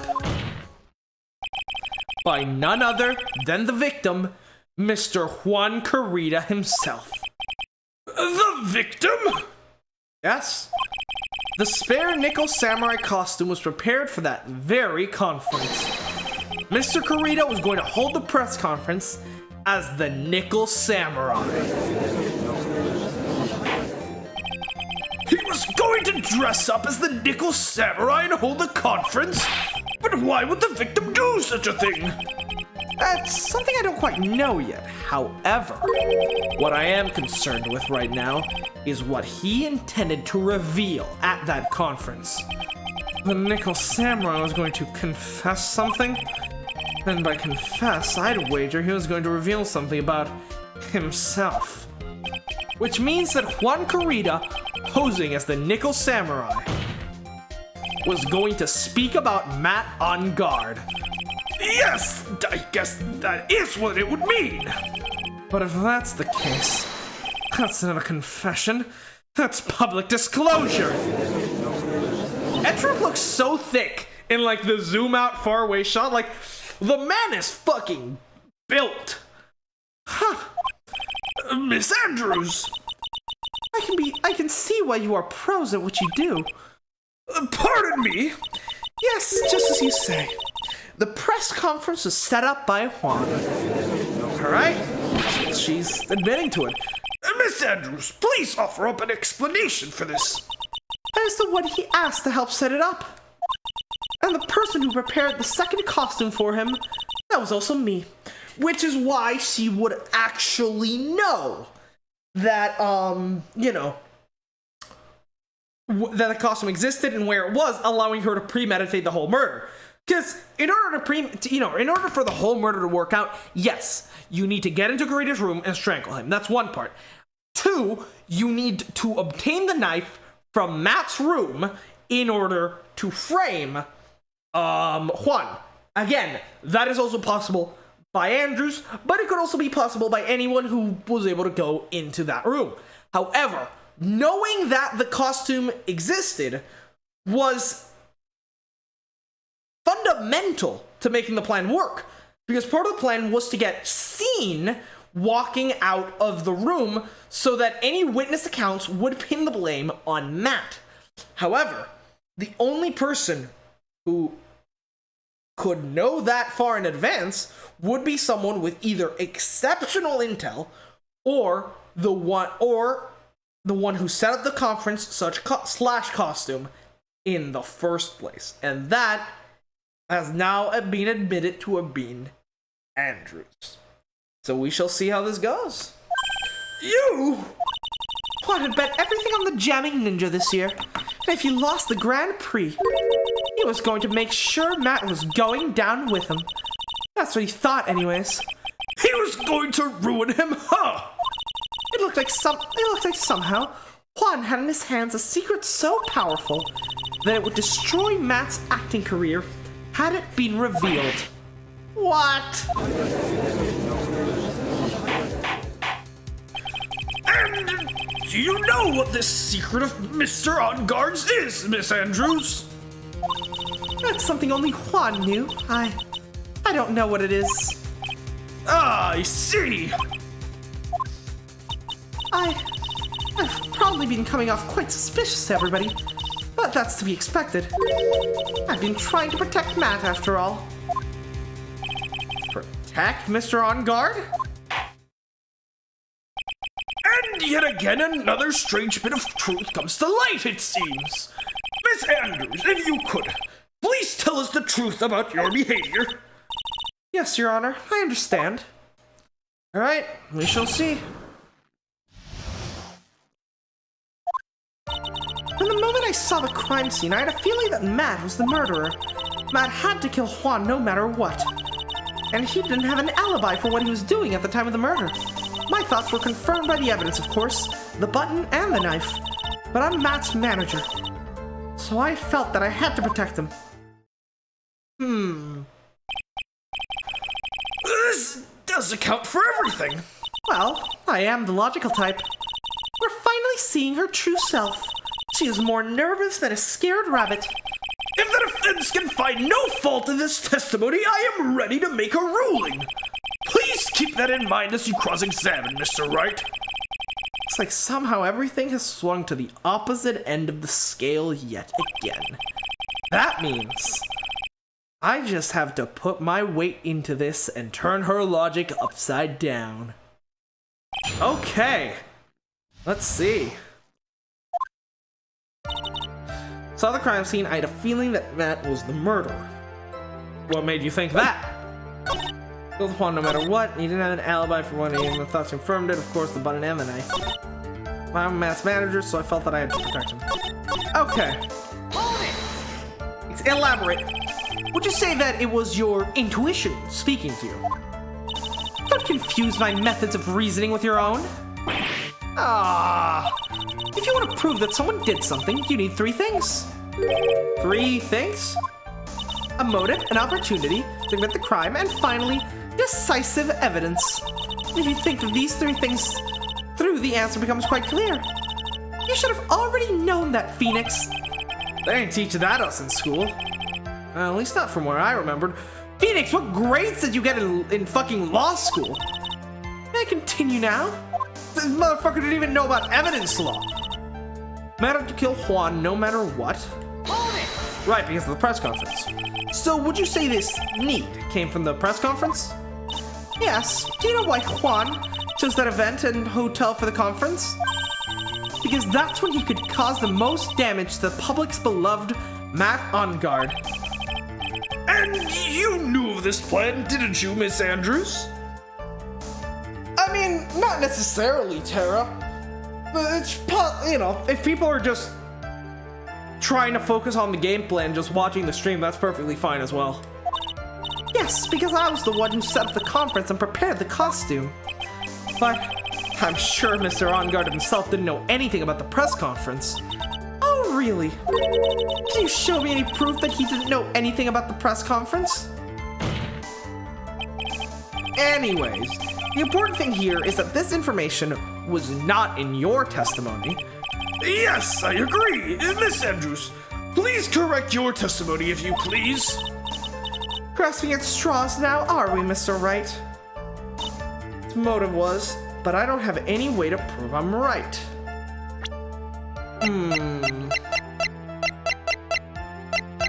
Interesting.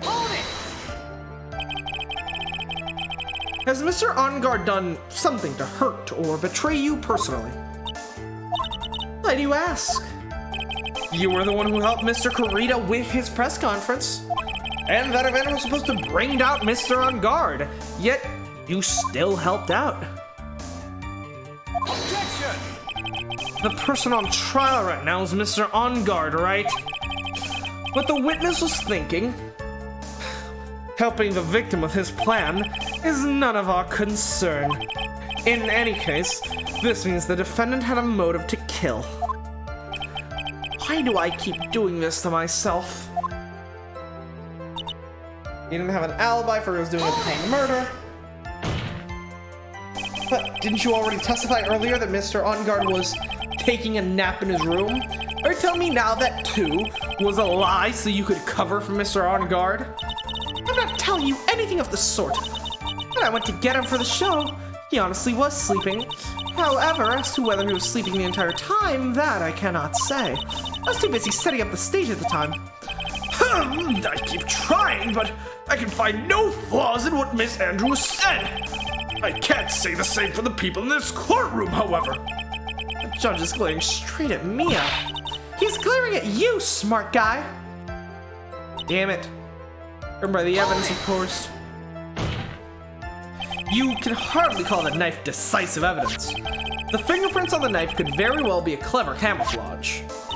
Then, what about the button? The button? It's clear from the scene that the victim and his murderer fought. And during the fight, the killer ripped the button from the Gemmy Ninja's costume. You're talking about this button, correct? That button was found in the pleats of Matt's hakama. Isn't that correct? I would think that makes it a very decisive evidence. Looks like you were outfoxed again, Mr. Wright. Anyway, the knife doesn't prove a thing. Please fix your testimony. I can't stand the sight of a man who can't gracefully accept his defeat. Nor I a woman. But here we are, aren't we? I guess we detest each other.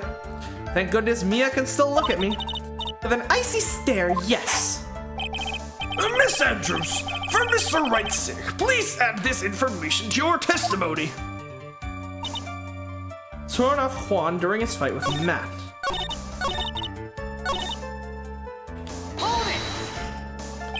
And how do you know that? When the end of the threads in the button and the costume were matched up, they were found to fit together perfectly. Or so I heard. Huh, I've heard that one before too. But why would Miss Andrews know about this case down to such fine detail? Don't look at me like that, just because I'm prepared and you're not. I thought I had her this time for sure. Is there anything to trip her up on? It has to be here. But where and what? Matt's managed to side to protect him. But what you really did was stab the guy in the back, didn't you? And at the worst possible time. Objection! Who's to say she really stabbed the guy in the back as you put it? This witness could have disclosed things about Mr. On Guard at any time. Why then would she wait until there was such a large audience before doing so? It's the same reason why Mr. Kurita planned such an elaborate conference.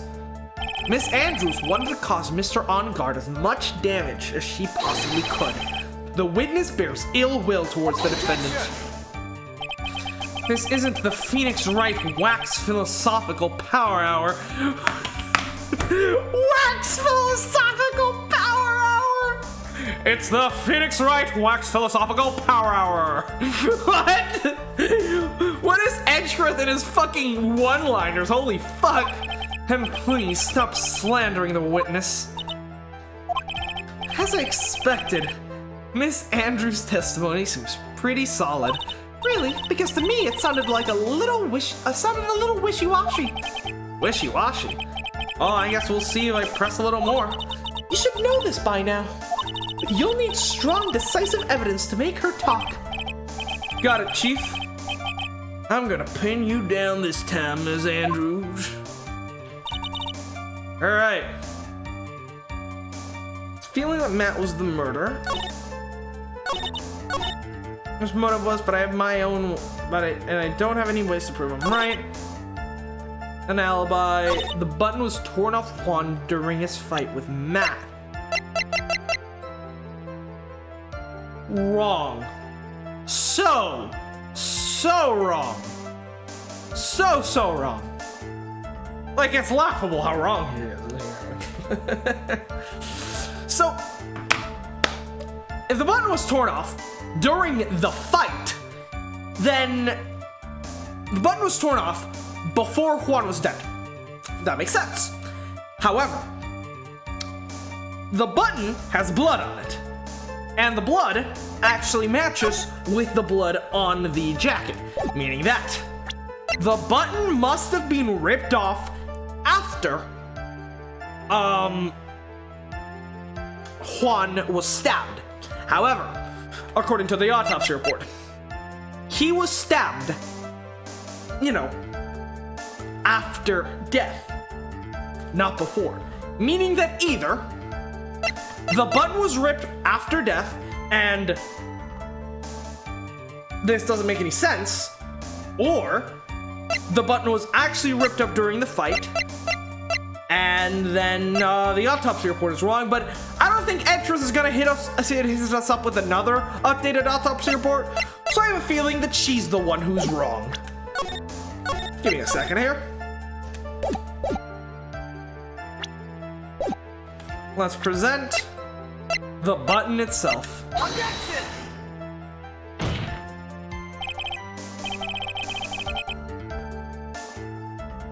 How? How am I not right? I am right!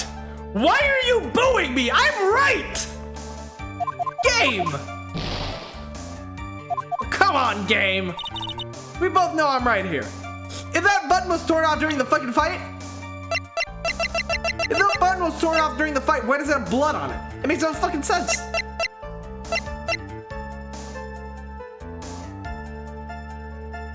The autopsy report? Objection! Okay. So I'm right, it just had to be the autopsy report instead. Fucking hell! They should have both counted. This is the victim's autopsy report. It clearly states that the cause of death was strangulation by a scarf. Strangulation? The knife stab to the victim was done after the victim had already died. If she doesn't know the cause of death, though, then that means she's not the killer either. Interesting. And what does that mean? Let's examine the evidence. This button has the victim's blood on it, which would mean that it was ripped off the costume. When? After the knife was stabbed into the victim. Exactly.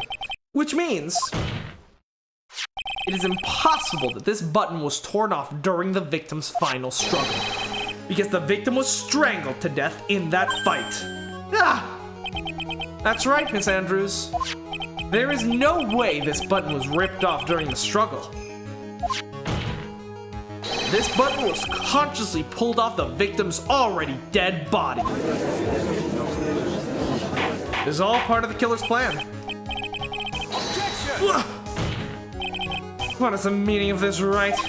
So what if a button was torn off the body after the victim had already died? What does that change? Let me ask you one simple question, Mr. Edgeworth. Why was the button torn off? What purpose did that serve? To frame Matt. Because there's absolutely no reason for the button to be torn off. Because yeah, it makes sense for the button to show up in Matt's Hakama if, you know, it got torn off accidentally and, you know, ended up attached to his pants. But if the button was torn off on purpose, then it makes no sense for Matt to have done it. It has to have been someone else trying to frame him. What purpose? We now know this button was not torn off during the fight. So the murderer took the time and effort to purposely rip this from the victim's body. That would mean that the murderer had something in mind. Wouldn't it? Mr. Wright, does this mean? Does this mean you know what the murderer wanted to do with this button? What was it? To have a memento of the crime, to pin the crime on guard, to destroy evidence. Destroy evidence, that's fucking useless. I mean, there's blood everywhere. There's no point. Have a memento of the crime, that's dumb. Pin the crime on guard. There's only one logical reason for doing something like that.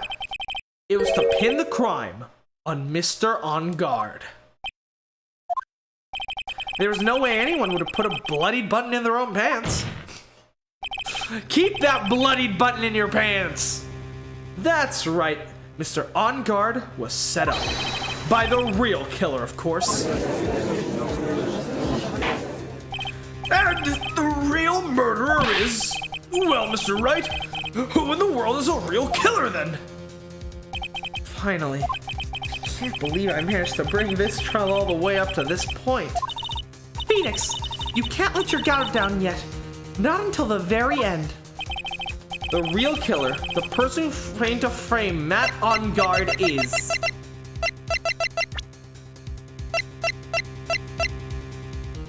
No power, a lot of heart, on Karita, the victim.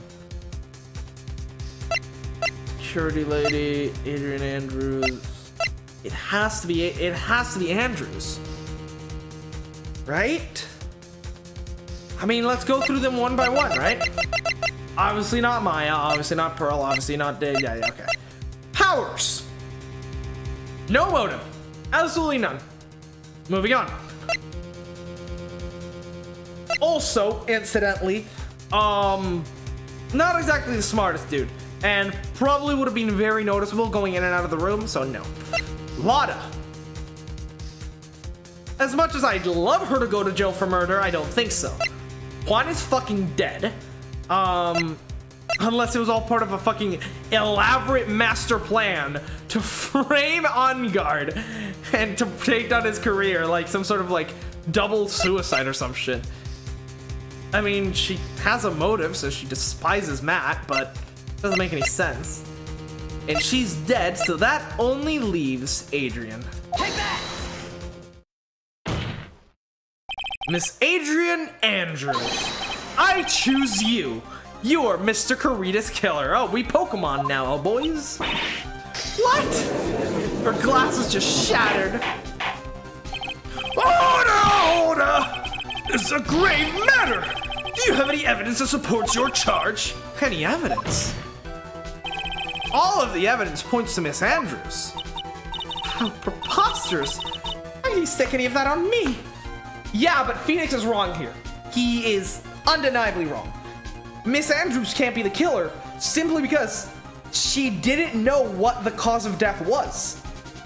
Matt On Guard was killed by strangulation.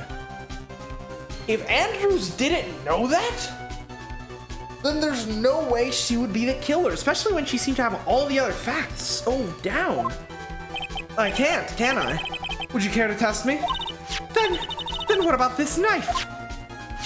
This knife was used to stab the victim after he had already been strangled to death. It was used to throw suspicion onto Mr. On Guard. Naturally. A knife covered in the defendant's fingerprints could only be taken from his room. And the only one who had dinner with him and knew which knife to take was you. How many glasses does she fucking have? She must shatter them constantly. Then, what about the button that was found in Matt's Hakama? This button was removed from the victim's body after he had already died. The only person who could have done so was the person who found the body or the killer. However, if Mr. On Guard is the real killer, there is no way he would have put such incriminating evidence in his own Hakama. That's 4 glasses broken. She's on her 5th pair, boys.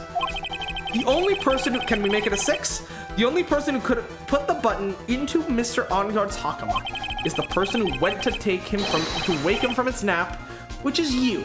Yet again, Miss Andrews. I see! What about the empty guitar case? That is also another piece of evidence that incriminates Miss Andrews. The costume was used to hide the real killer's identity as they fled the crime scene. Now, who would have known that there was such a costume inside the guitar case? It could have only have been the person who prepared the costume for the victim. And that person is you, Miss Adrian Andrews. No, Oh, she looks like she's about to cry. But Miss Andrews' fingerprints were nowhere to be found in the guitar case. It was you who proved that she was not wearing gloves at the time. That's right! That's because she did not intend on leaving any prints. If anyone had found out that she had touched the case, they would have asked her why. So to avoid leaving any prints, she used a towel or something else to open it. But the glass of tomato juice is a different story, as Andrews purposely left her fingerprints on the glass to show that Hey, Narukami! Welcome, my man, welcome! So she left fingerprints on the glass on purpose in order to make it seem like she wasn't wearing any gloves. She was the classic dazed discoverer of a dead body. And to top it all off, there's this photo. A photo of the killer as they exited the scene of the crime. No reasonable person on earth could believe this nickel samurai is Mr. On Guard. he would be much too short for his own costume if it was him. Ah. Speaking of how tall people are, Miss Andrews, you're also kind of short in stature. Are you not? Please, stop. Well, how about it, Miss Andrews? I've got her this time. Yeah, just feel free to ignore Tara. Miss Andrews! I refuse to testify. What was that? There's a law that says I can't be forced to testify about something if it can incriminate me. Well, yes! You are absolutely correct, Miss Andrews. The law does provide us with a way to avoid self-incrimination by allowing a witness to not testify if the testimony could cause damage to herself. What? Where did you study law? Like, hello? Pleading the fifth is not something most people would think to do on the spot. Okay, he actually knows what it is. Thank you. Actually, thinking back to yesterday in Mr. On Guard's room. Adrian Andrews. Yes? Think hard about what we just discussed. Understood? All right.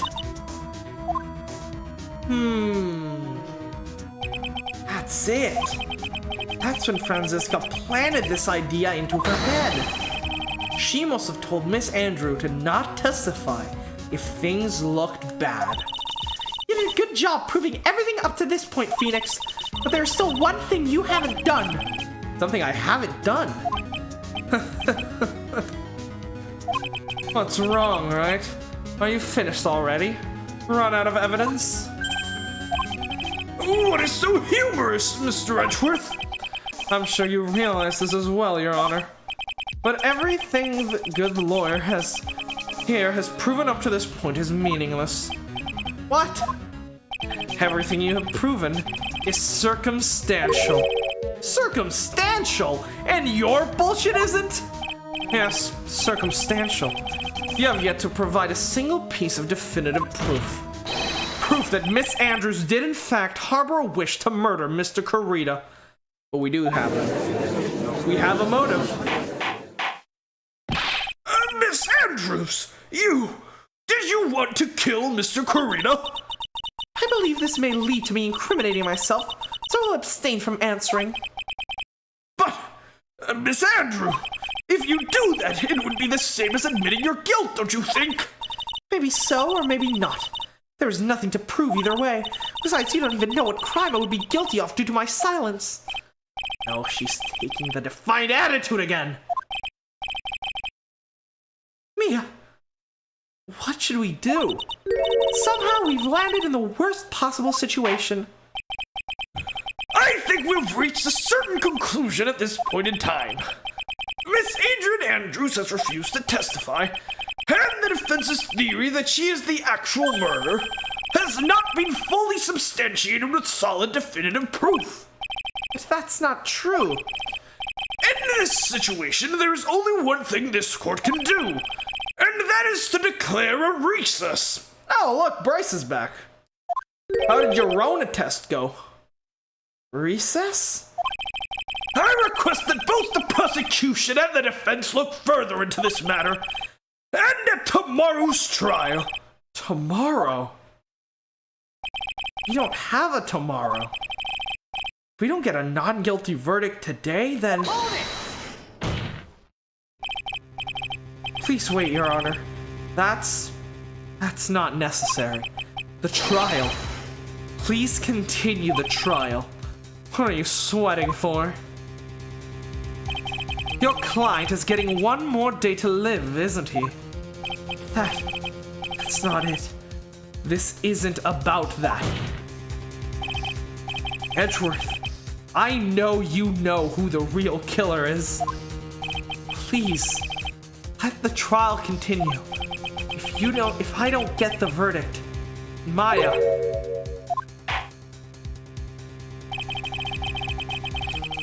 It's impossible to continue as long as the witness refuses to testify. And now then, this court is... It is not impossible for this trial to continue. Mr. Edgeworth, what are you? He's done it! He's doing it again! He's saving our ass! He's figured out that we're pushing so hard for a verdict for a reason. And he's willing to help us out to save Maya. It is true that Miss Andrews holds the right against self-incrimination. However, if the topic of conversation or something unrelated to whether she may be guilty of, then she has no right to withhold testimony. Yes, that is very true, but... Actually, there's one little thing that I'm curious about. Miss Andrews, when you found the victim's dead body, you poured yourself a glass of juice. Yes, and? I can't help but think how unnatural that is. Usually when one finds a body, they're shaken up, not stirring a glass of juice. Is this judge real? What do you mean, is he real? So my actions were unusual? That I've already said. Before you speak, I want to state, if you have a reason behind your actions, I would like you to testify to that effect. Testify? Your Honor, I would like to request the witness testify again as to what happened when she first discovered the victim's body. Whatever we find out in this testimony should in no way implicate the witness. I don't know what it is about Edgeworth today, but I can't get a good read off of him. Is he friend or foe? I just don't know. He's neither. He is a truth seeker. The court acknowledges the prosecution's request.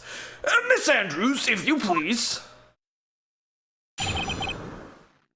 Alright. Bryce, what do you mean about the judge? The glass of juice, I don't really pour it for myself. I was surprised when I walked into the room and saw that messy state. And Juan, he was sitting slumped over and tired looking in the corner. When I saw him sitting like that, the thought that he was dead didn't cross my mind. To be honest, I thought he just fainted or something, so I went to pour him some juice. When I realized that he was dead, that's when I knocked the flower vase over. He had a knife sticking out of his right tit, and you thought, yeah, he's probably just fainted from stress. He doesn't seem to know the law very well. In what sense do you mean? Because this is not actually the American legal system, technically. It's actually supposed to be a fusion of the American and Japanese legal systems, in particular, taking the most ridiculous parts of each system and putting them together. I didn't think I needed to include something so trivial. Phoenix, please be careful here. If you can't find anything wrong with this testimony, then there's nothing left. I mean, he could have fainted when he got stabbed in the chest. I mean, I suppose, but what's a fucking glass of juice gonna do? You see someone fucking knife sticking out of the chest, your first fucking, thought is yes, they require sustenance. I shall give them the juice.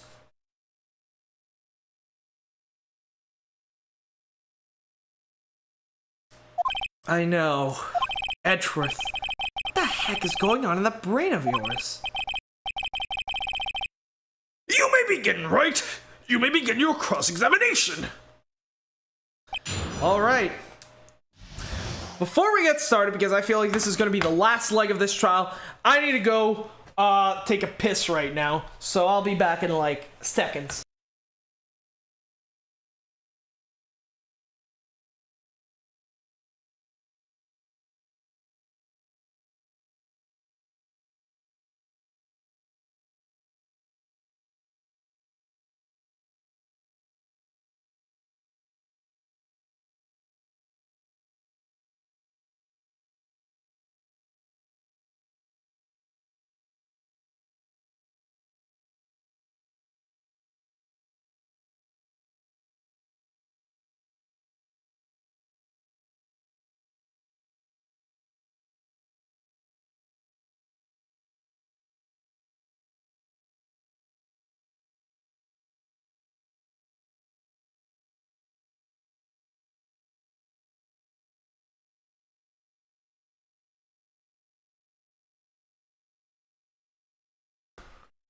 Okay, let's see. What do we got? Anything new in the chat? Feelings sponsored by he comes to not what the fuck am I thinking? What is this shit? Okay. Alright, now thankfully I don't take 30-minute bathroom breaks like a certain Twitch streamer. Bryce should know who I'm talking about. But I found the body. Let's get to it. As of juice, I didn't really pour it for myself. I was surprised when I walked into the room and saw it in the messy state, just sitting slumped over and tired looking in the corner. You didn't see the knife. Slumped over. Yes. He was just sitting there, his head tilted forward, his eyes closed. How does that match up with the picture? It does indeed. Fantastic. He really looked like he was sleeping. Is it just me, or did that right there sound a little odd? Sitting there, I thought, the thought that he was dead didn't cross my mind.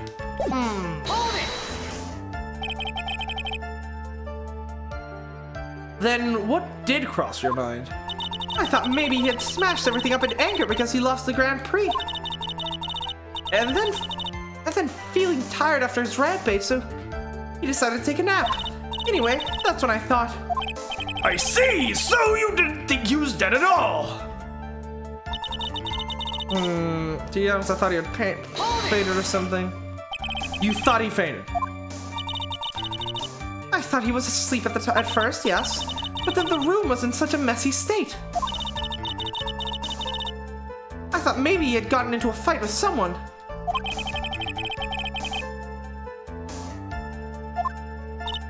Yes, Theos has a hard time waking up, so Juan always has a glass of tomato juice to drink. I see! After that, what happened next? I'm not buying any of this. Do we have any advice, Mia? Kinda stumped on this one. This is what it all comes down to. Huh? Alright, bye guys, gonna catch some C's? Yeah, I heard it's pretty late where you are. Alright. Good night, Akihiko. See you hopefully tomorrow if my voice holds up. This is the absolute end for both sides, and Adrian is letting her guard down. Phoenix, now's our best chance to kill the prosecution's case. Is that a bit harsh? Miss Andrews, will you tell us the truth this time?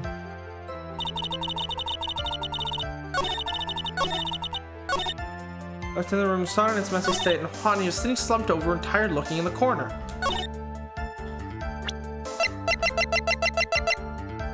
Objection! Yeah, that's some bullshit.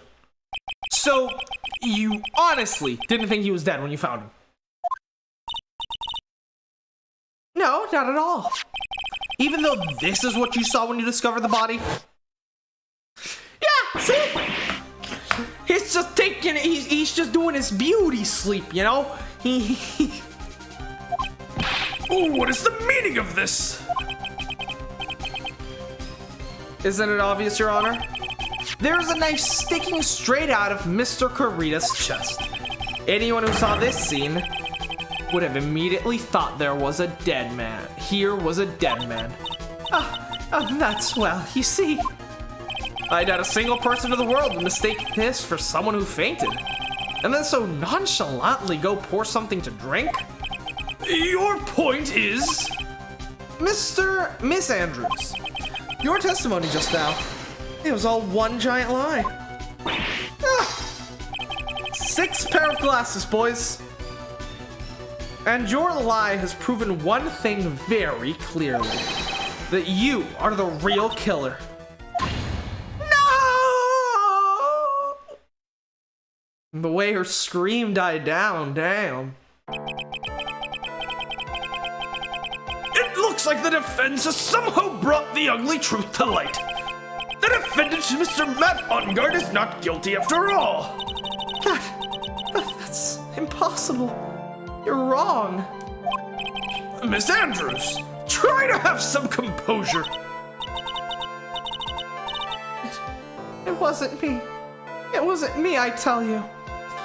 I don't know. It just doesn't feel to me like the facts line up that well. She didn't even know he got strangled. It was Matt. I swear, he's the one who killed Juan. But you were the one who refused to testify. And your reason for not doing so was that you might end up incriminating yourself. That's because... Miss Andrews, I will give you one last chance. What exactly are you hiding that may incriminate you? I refuse to testify. Damn.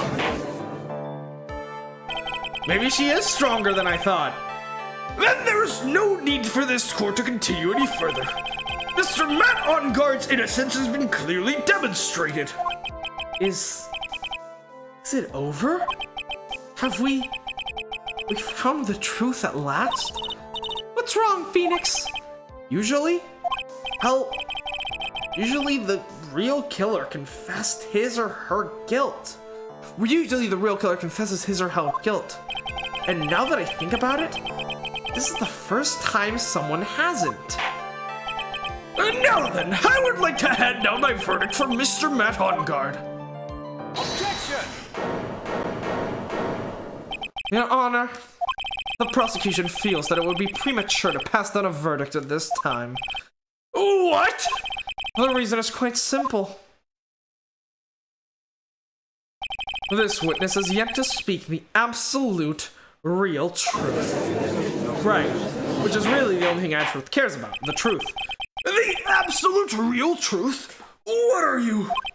Witness, don't you understand yet? Huh? I don't know who planted this silly idea in your head, but as long as you protect yourself through silence, Matt Onguard will go free, and in his place, you will become the guilty party. That's a lie. I don't believe you. What? I was told if I spoke, then it'd be all over. And Matt would never be declared guilty. What in the world is she talking about? She lost it? I can't speak about it. I'm too scared. It's Franziska von Karma. Huh? Don't you remember, Phoenix? Miss Andrews lives by gripping tightly onto the words of others because she doesn't have the strength to believe in herself. Then, right now, Miss Andrews is? Yesterday, she was tossed a lifesaver by Miss Von Karma. Don't say a word, no matter what happens. If you do, Matt Onguard will be acquitted. Miss Andrews underlyingly believes that in those words right now, it is clinging to them. Then, what should we do? This is the first time I've ever come across anything like this. But Miss Andrews has to be the killer, right? All we have to do now is get her non-guilty. That's my top priority. But Phoenix, are you willing to throw a possibly innocent woman behind bars? Even Miles Edgeworth, the prosecutor renowned for doing anything to get a guilty verdict, who has literally used forced evidence in the past, albeit unknowingly. Miles Edgeworth, the greatest prosecutor, has been willing to throw his case away if it meant finding the truth. Now, Phoenix, it's your time to do the exact same thing. It wasn't me. I'm begging you. Please believe me. I didn't kill Juan. That's what Edgeworth was telling right. Edgeworth found the real reason for being a prosecutor, to find the truth and find out who truly is guilty. And he's trying to get Phoenix to learn the same lesson, which he hasn't yet. Phoenix, much like Edgeworth used to be, is only focused on getting his guilty verdict. Help! Please, someone help me. Mr. Wright! Yes, Your Honor. The court can't continue like this. Therefore, I'd like to hear what you intend to do. What I intend to do? What am I supposed to do? What am I supposed to say? Alright, I suggest you think very carefully about this. It's also worth thinking about what the killer's motives are. I mean, other than, getting 100 listens on Spotify, I'm clueless, but so far, we believed that the true motive of the killer was to, for some reason, stop Matt on guard from being falsely convicted, right? We don't know why, but that's what he wanted to do. It's fine. But what connection does the killer have with Matt, you know? However, we might have had everything wrong from the start. Perhaps the killer, or not the killer, but the killer, has absolutely no connection and no interest in Matt whatsoever. His true target was Adrian Andrews. The killer wants Adrian Andrews found guilty. That's why. That's why he only wanted it in one day. Because if all he wanted was for Matt to be found innocent, then a time limit shouldn't have been in place, right? Because after all, if we just if we investigate further, yeah, what is it, Tara? I just saw you right now. Also, you don't have to wait until I call you out before you can, like, just say my name and then just immediately type out what you have to say. It's easier that way. Less lulls in the time. But yeah, if this is the case, right, if he was actually trying to get Matt found innocent, right, and we needed more time, more information in order to do that, he should have no problem with that, right? Because if Matt gets found innocent, it doesn't matter if it's today or tomorrow. I mean, I suppose there are some extenuating circumstances in which he might want a timely release, but the chances of that are pretty fucking slim. It's a lot more likely that he actually wants Andrews convicted for some reason, and he, well, needs it to be today. It's possible, because we know. What if Celeste's death? I hate you, you ends your existence. Thank you, I appreciate the kind words, Tara. If Juan... What if Celeste? What blows, Demi? If Celeste was actually killed by the killer. Okay, hear me out here. Celeste was killed by the killer.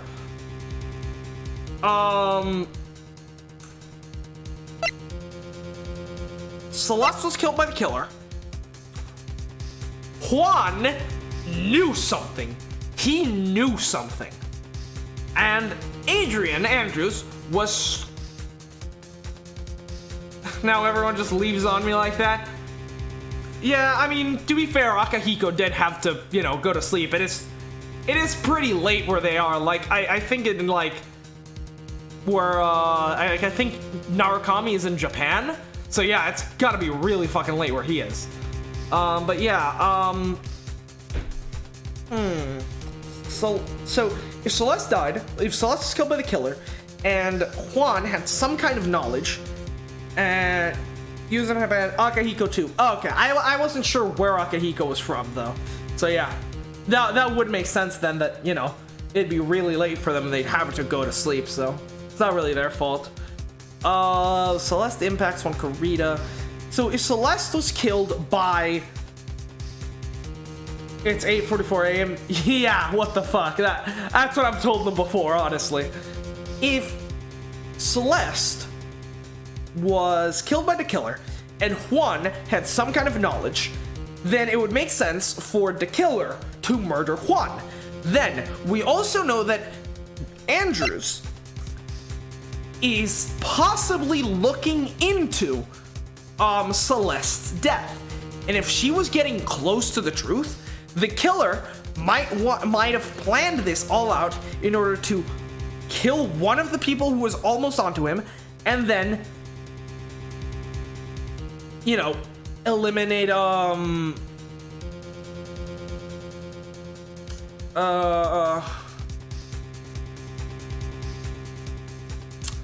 And then, I can't speak right now. And then framed Andrews for the murder. And so then his entire goal was essentially to get Andrews convicted. And he wants her convicted today because he doesn't want to give the court more time to figure stuff out that could eventually lead back to him. That's why he wants that instant verdict. It's because he wants Andrews guilty even though she isn't.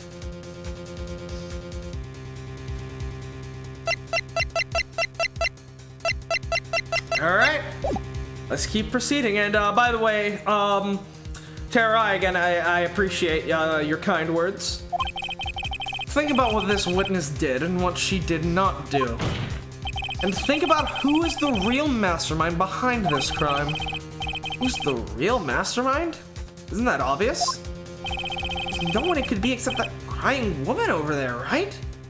You're wrong, Phoenix. You're thinking too much about, I have to get my client innocent. You're not thinking about pursuing the truth. And if Danganronpa has taught me anything, especially V3, is that the truth must always be pursued, regardless of whether that truth leads to hope or to despair. All that matters is the truth. That's the lesson Edgeworth learned. And that's the lesson Phoenix needs to. Come now, what will you do? What kind of man are you? Mr. Phoenix, right? She has to testify. Fucking amazing at crime games. I can be pretty big brain, I will say. I have to win a complete acquittal today. There's no way around that. But I can't bring myself to do it like this. Not when she's making a face like that. Miss Andrews, I would like to know what you are really hiding. Mr. Wright, are you sure you know what you're doing? Sure. Mr. Engard would get an acquittal, but in his place, you would be found guilty. Yeah. I'd say that comes pretty close to a, I'd say that does come pretty close to spoiler. I know it wasn't bad faith, so I'm gonna have to time you out for 5 minutes. That's just the, the spoiler policy is if you spoil. Oh fuck! Shit! Oh no! I timed out Tara by accident. Fuck! Oh Tara, I'm so sorry. Shit! Oh god, I misclicked. Fuck. Well, this is awkward. Suppose I have to. Alright, I need to put Demi-Fiend in timeout, right? Yeah. Sorry, Tara. That was an accident, dude.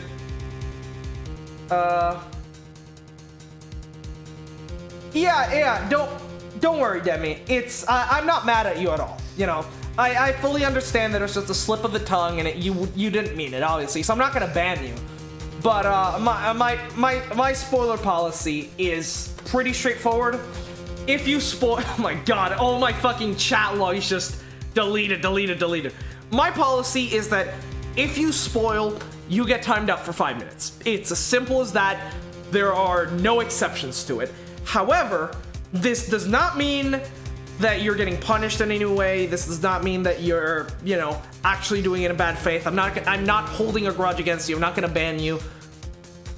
I fully understand that what you did was just a slip of the tongue and you didn't mean any harm by it, so I hold no ill will towards you. It's just, for the sake of fairness, I have to apply the policy, fully. So any spoiler is met with a 5-minute timeout, regardless of your intentions. It's just the way it is. It's just, I think it works out better that way. But yeah, don't worry, I fully understand that you didn't actually mean to do anything, so yeah, don't take it the wrong way. And Tara, I'm so sorry, I legitimately misclicked on the wrong name, my man. This was over the top? I thought you had gone to sleep, Akahiko. Also, I was only trying to time out Demi-Fiend for 5 minutes. I didn't mean to time out Terra as well. Sure, Mr. Enguarde would get an acquittal, but in his place, you would be found guilty. No, I can't sleep. That's understandable. Well, welcome back. It's bright as fuck. Well, yeah, probably because it's 9 in the morning. Almost, you know? Is this how you really want this trial to end? Be quiet. How dare you? You're trying to trick me. That's enough! I commend you for trying, Mr. Edgeworth. However, it's clear that the defense's theory is the truth. You're wrong. Oh, not like this. Come on, Edgeworth. What a shame. I had hoped things wouldn't come to this. However, What is it, Mr. Edgeworth? Miss Andrews, since you absolutely refuse to testify, it falls on my shoulders to disclose this to the court. Stop. Mr. Edgeworth! This witness, how should I put this? She has an illness. What? And because of this illness, she has tried to commit suicide in the past. Stop. Please stop. No matter how much you want to hide it, it's no truth. It's no use. I have the evidence right here. That's the second part of the suicide report. The attempted suicide report. What will you do now, witness? You know what I'm about to do now, don't you? I will now reveal to the court the true nature of the pitiful woman known as Adrian Andrews. The secret of her dependent nature. Having other people know about it scares her more than anything else in this world.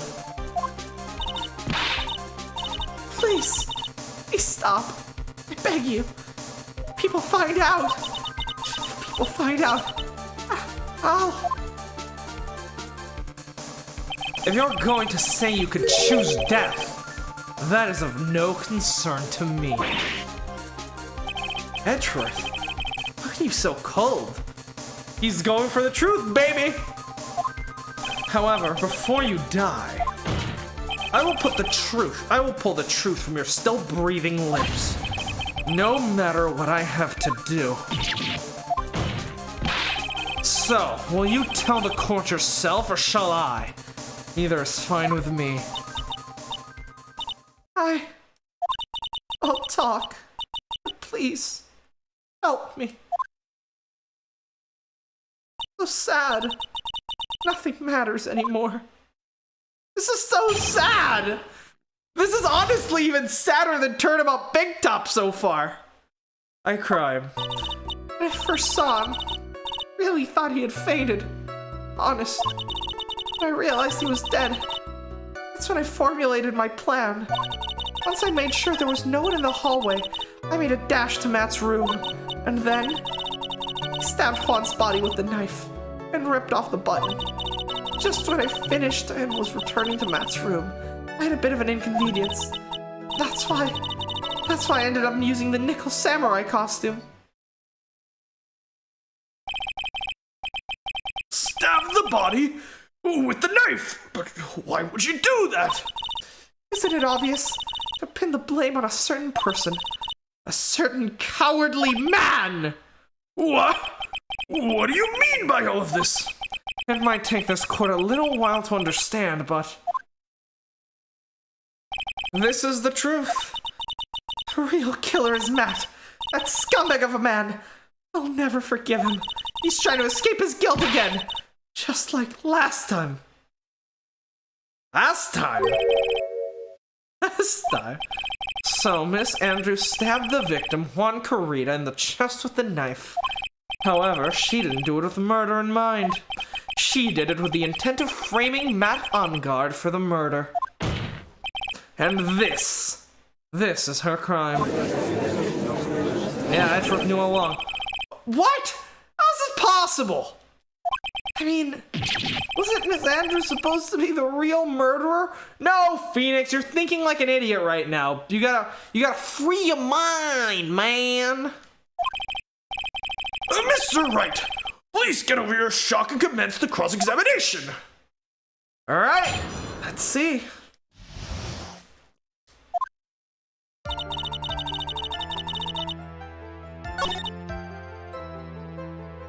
Formulated my plan.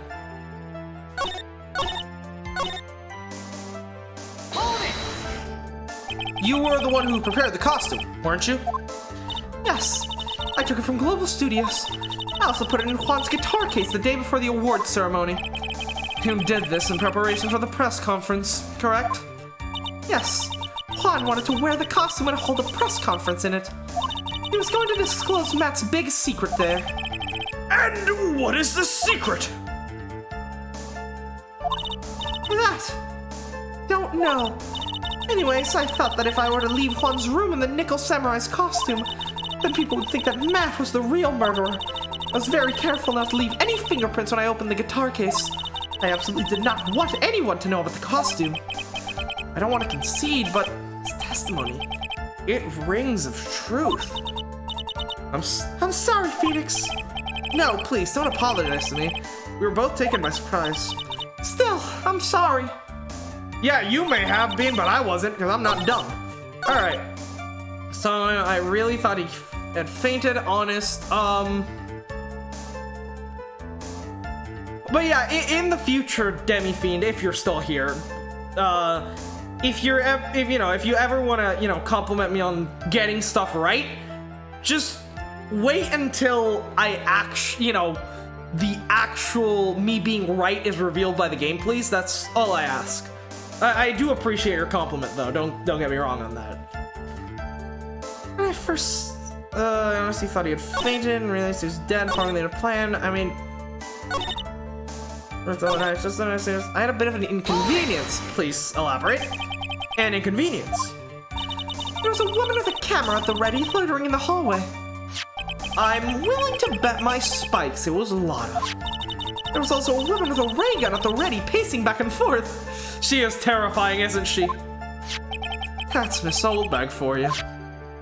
I had already been caught and made it into a big scoop for a certain weekly tabloid once. So I couldn't very well go out looking like myself and get caught again. That body had ripped off the button. So you were the one who stabbed the victim with the knife. But yeah, I knew she couldn't be the killer. Back when, it was revealed that she didn't even know the fucking cause of death. So you were the one who stabbed the victim with the knife. It gives me goosebumps to think about it now. What a horrible thing I did. But at the time, I couldn't control my own body. It moved on its own. That's when I stabbed Juan's dead body. I suddenly realized something. If I used the button, somehow I could make that look even more suspect. Oh, Tara's back! Once again, man, I'm really sorry. I'm really sorry for putting you on timeout, man. I really didn't mean to. I fucking misclicked. I misclicked the name. I'm so sorry. If I use the button somehow, I could make Matt look even more suspect. So you thought to rip one of the buttons off and then plant it in Mr. Onguard's Hakama? Yes, that's what I'd planned to do. But things never go that smoothly, do they? So we finished, I was returning Matt's room. I had a bit of an inconvenience. Right. Going to the hallway.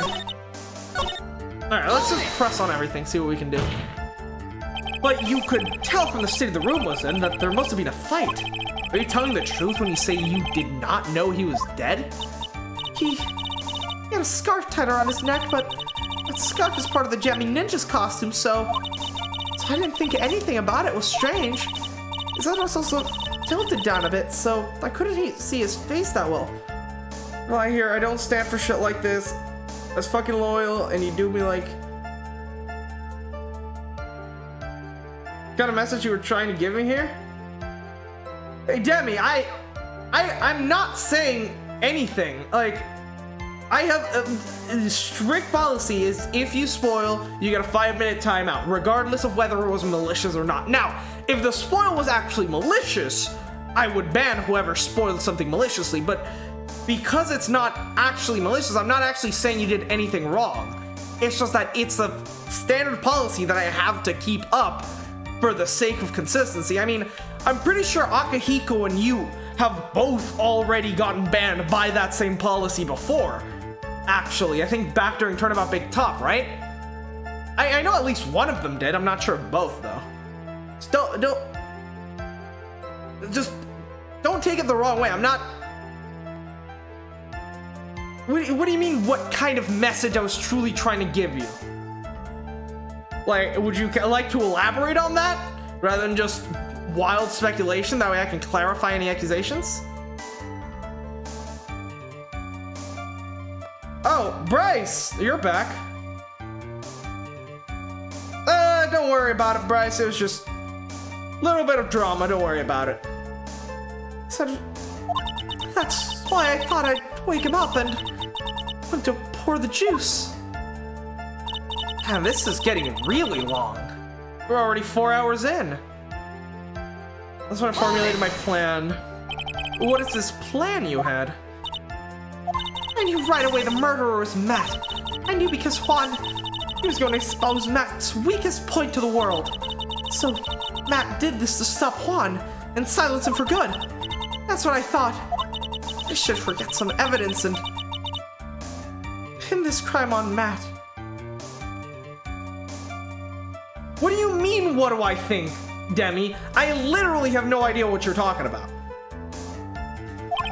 So the forged piece of evidence were the knife and the button. You spoil, you get a 5-minute timeout. That's just how it works. That is the channel policy. And I do not make exceptions on that policy, okay? It's designed to make people be more conscious about what they type. And even if, you know, it's accidentally to try to be more mindful and...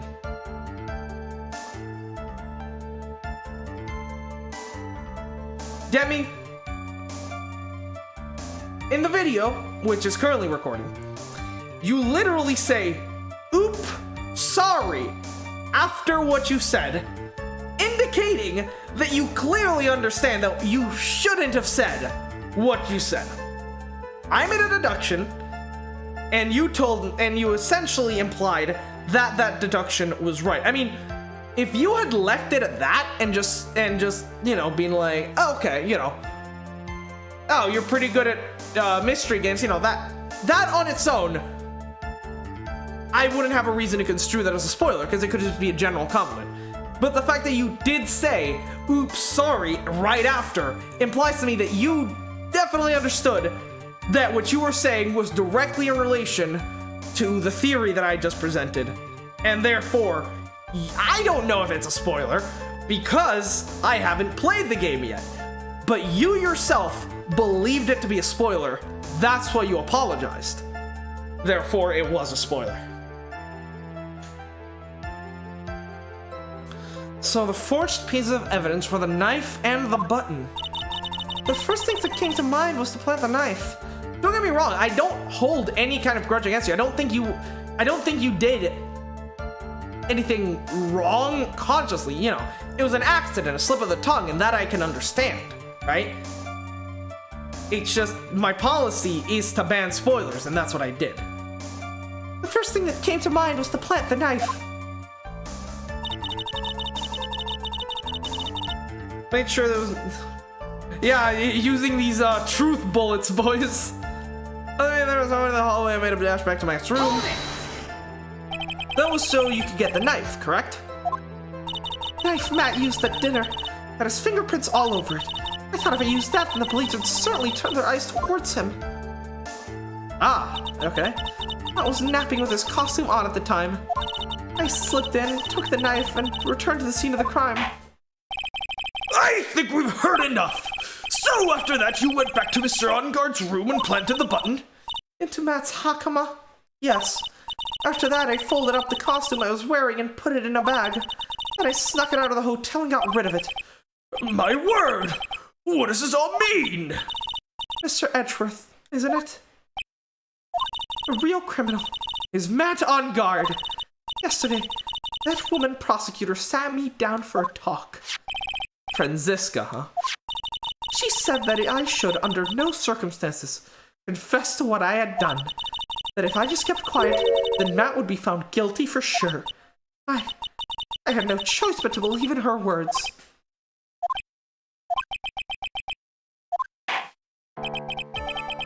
What this witness has done is clearly unlawful.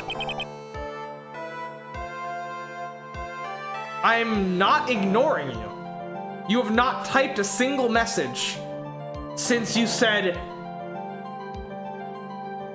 Let's see, here I have my chat log set to live chat, meaning all chat messages are on here. By the way, they should show up on the stream. You sent a message saying, you treat me like I did nothing wrong, I didn't spoil anything. I responded to that, and then you said, now you ignore me. I did not ignore you. I literally fully acknowledged your thing and responded to it. You have not responded to me. Look, it was a 5-minute timeout. If you can't take that, like, it's a 5-minute timeout, dude. It's not the end of the world. However, as long as her testimony stands, we can be certain she is not the real killer. Wait, Your Honor. The defense still... Right. It's pointless. At this point in time, it is not possible to indict Miss Andrews on anything. Yes, exactly. There isn't a single piece of evidence that points to her as murderer. The cross-examination of this witness is over, and so is today's trial. You couldn't establish that the witness was the culprit. Please let it go, Mr. Wright. But... Mr. Edgeworth, please place Miss Andrews under arrest for further questioning. Understood, Your Honor. The prosecution will arrange for her detention immediately. That is all. Court is adjourned for today. Alright. Fantastic. Oh, give me a second.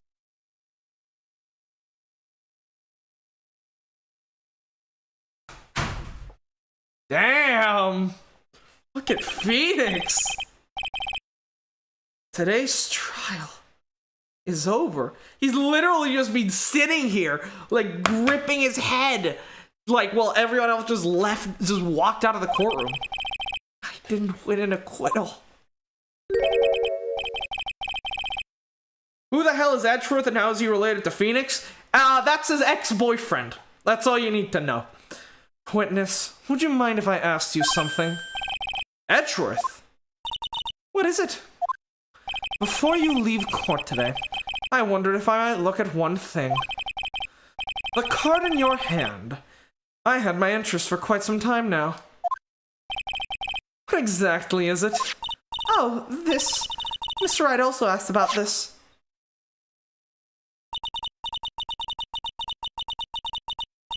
Although I didn't remember at the time you had asked me about it, Mr. Wright.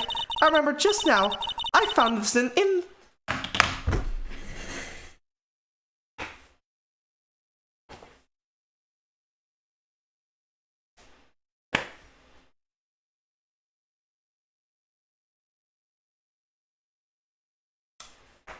It's the killer's calling card. Fucking called it. Alright, moving on.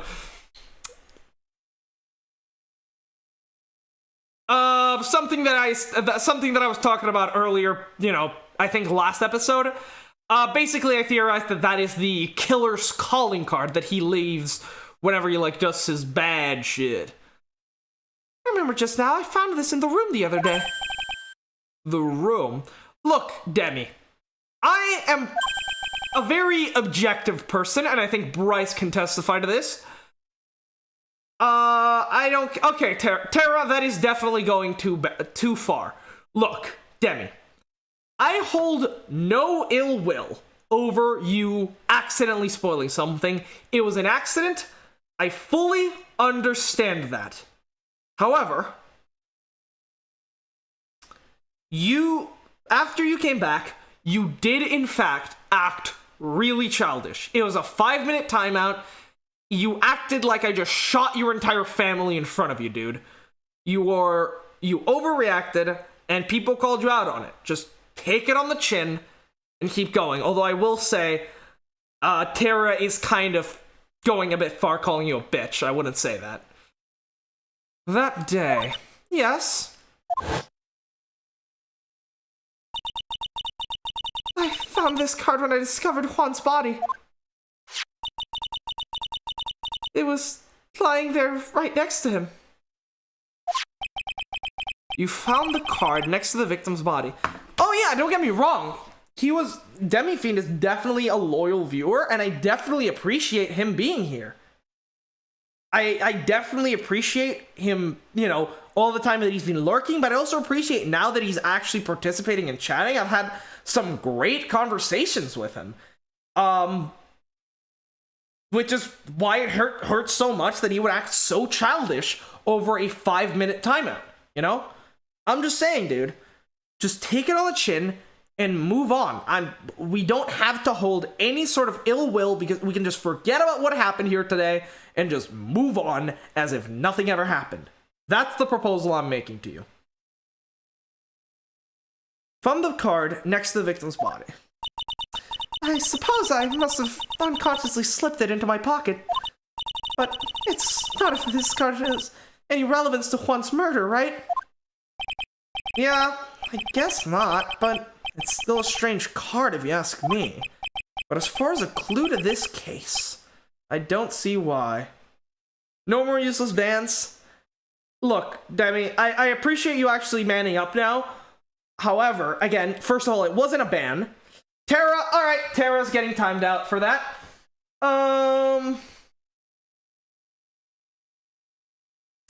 Tara, if you can't be respectful, you're getting timed out as well. So there you go.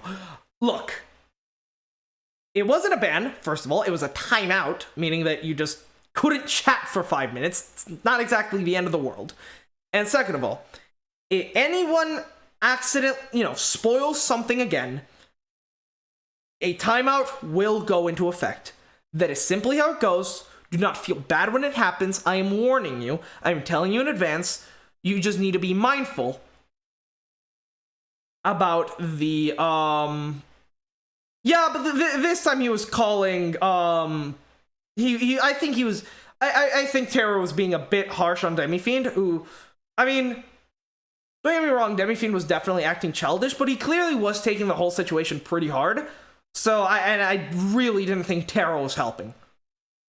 So, yes. Don't insult other people in the chat, please. It's not a nice thing to do, and I will time you out. Alright, let's move on. But as far as a clue to this case, I don't see why. Witness! That card, give it to me! Hurry! Edgeworth, do you have any idea what you have done stupidly yet inadvertently done? This, I can't believe you hid this from me all this time. Be right back. Alright, see you later, Demi. I didn't mean to. What is this all about? I've never seen Edgeworth so emotional before.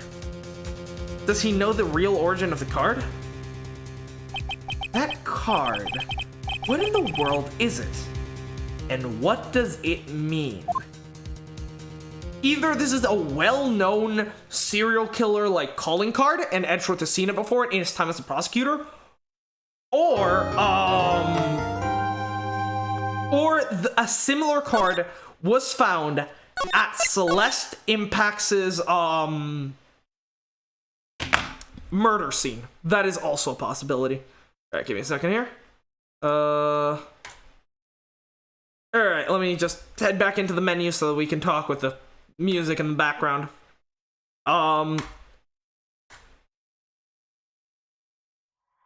Alright, yeah, oh god, that was long. That was a single day of trial, and that was fucking 4 hours and a half. I mean, we did have to slow down a couple of times to address some issues, but at the end of the day, I feel like that was a pretty tightly packed court case. God damn, I'm honestly surprised we didn't die there. Honestly, we probably should have if I hadn't reloaded once. So yeah, that was something. Yeah. Whew. The case certainly deepens, and I mean, now I'm pretty sure that my theory was correct. So, all we're gonna have to see is just how the evidence fits together. And what's interesting about this is what is happening to Maya now, because, I mean, on one hand, you know, if the killer said that he would kill Maya if I didn't get the verdict, so that's a possibility. On the other hand, Maya did escape, so it's fully possible that she's actually free right now. We don't exactly, like, the events that we saw could have actually taken place during the trial, so Maya could be gone, and thus, you know, she's safe and sound. So that's distinctly a possibility. And, yeah, this, I guess there's not much for me to talk about right now. I mean, I laid out my theory pretty concretely before. So I think all that's left now is for the investigation to continue. But yes, so yeah, that's gonna do it for today's episode of Phoenix Wright Ace Attorney. Thank you to everyone that has been here. Akihiko, Narukami is gone, but you know, thank you to you as well. Demi Fiend, I know we had a bit of a spout there, but don't worry, I understand that you didn't mean anything wrong, and I hold no grudge. I fully appreciate the contribution you've done to this channel. It's just something I'm not very flexible on, and I thank you for, at the end of the day, actually being able to understand, even if you're not here anymore. And Tara, again, sorry for banning you the first time. That one was an accident. As for the second time, man, just don't call people bitch in the chat, you know? It's just, I want the community to not be a fucking cesspit of toxicity, so I can't really have people, like, being toxic to each other. Like, I mean, the first time you called her a bitch, I called you out, and then you said it again. Yeah, you were warned, and I just timed you out. But yeah, still, I hope you're not too mad about that, and you understand why I did it. But yes, this is it. If you're new here, please subscribe for more Ace Attorney content, as well as other games. I will hopefully be playing Persona 4 Golden tomorrow, if my voice isn't gone by then, because I can feel my throat dying, so it's completely possible I will have lost my voice by tomorrow. So if that's the case, then no streams, sadly. But we'll see. Probably Persona. After that, Tuesday, we're doing more Ace Attorney. Wednesday, we're continuing 9 Hours, 9 Persons, 9 Doors. And then Thursday, we're doing Ace Attorney once again. So yep, thank you all for being here. Don't forget to subscribe if you enjoyed. And yeah,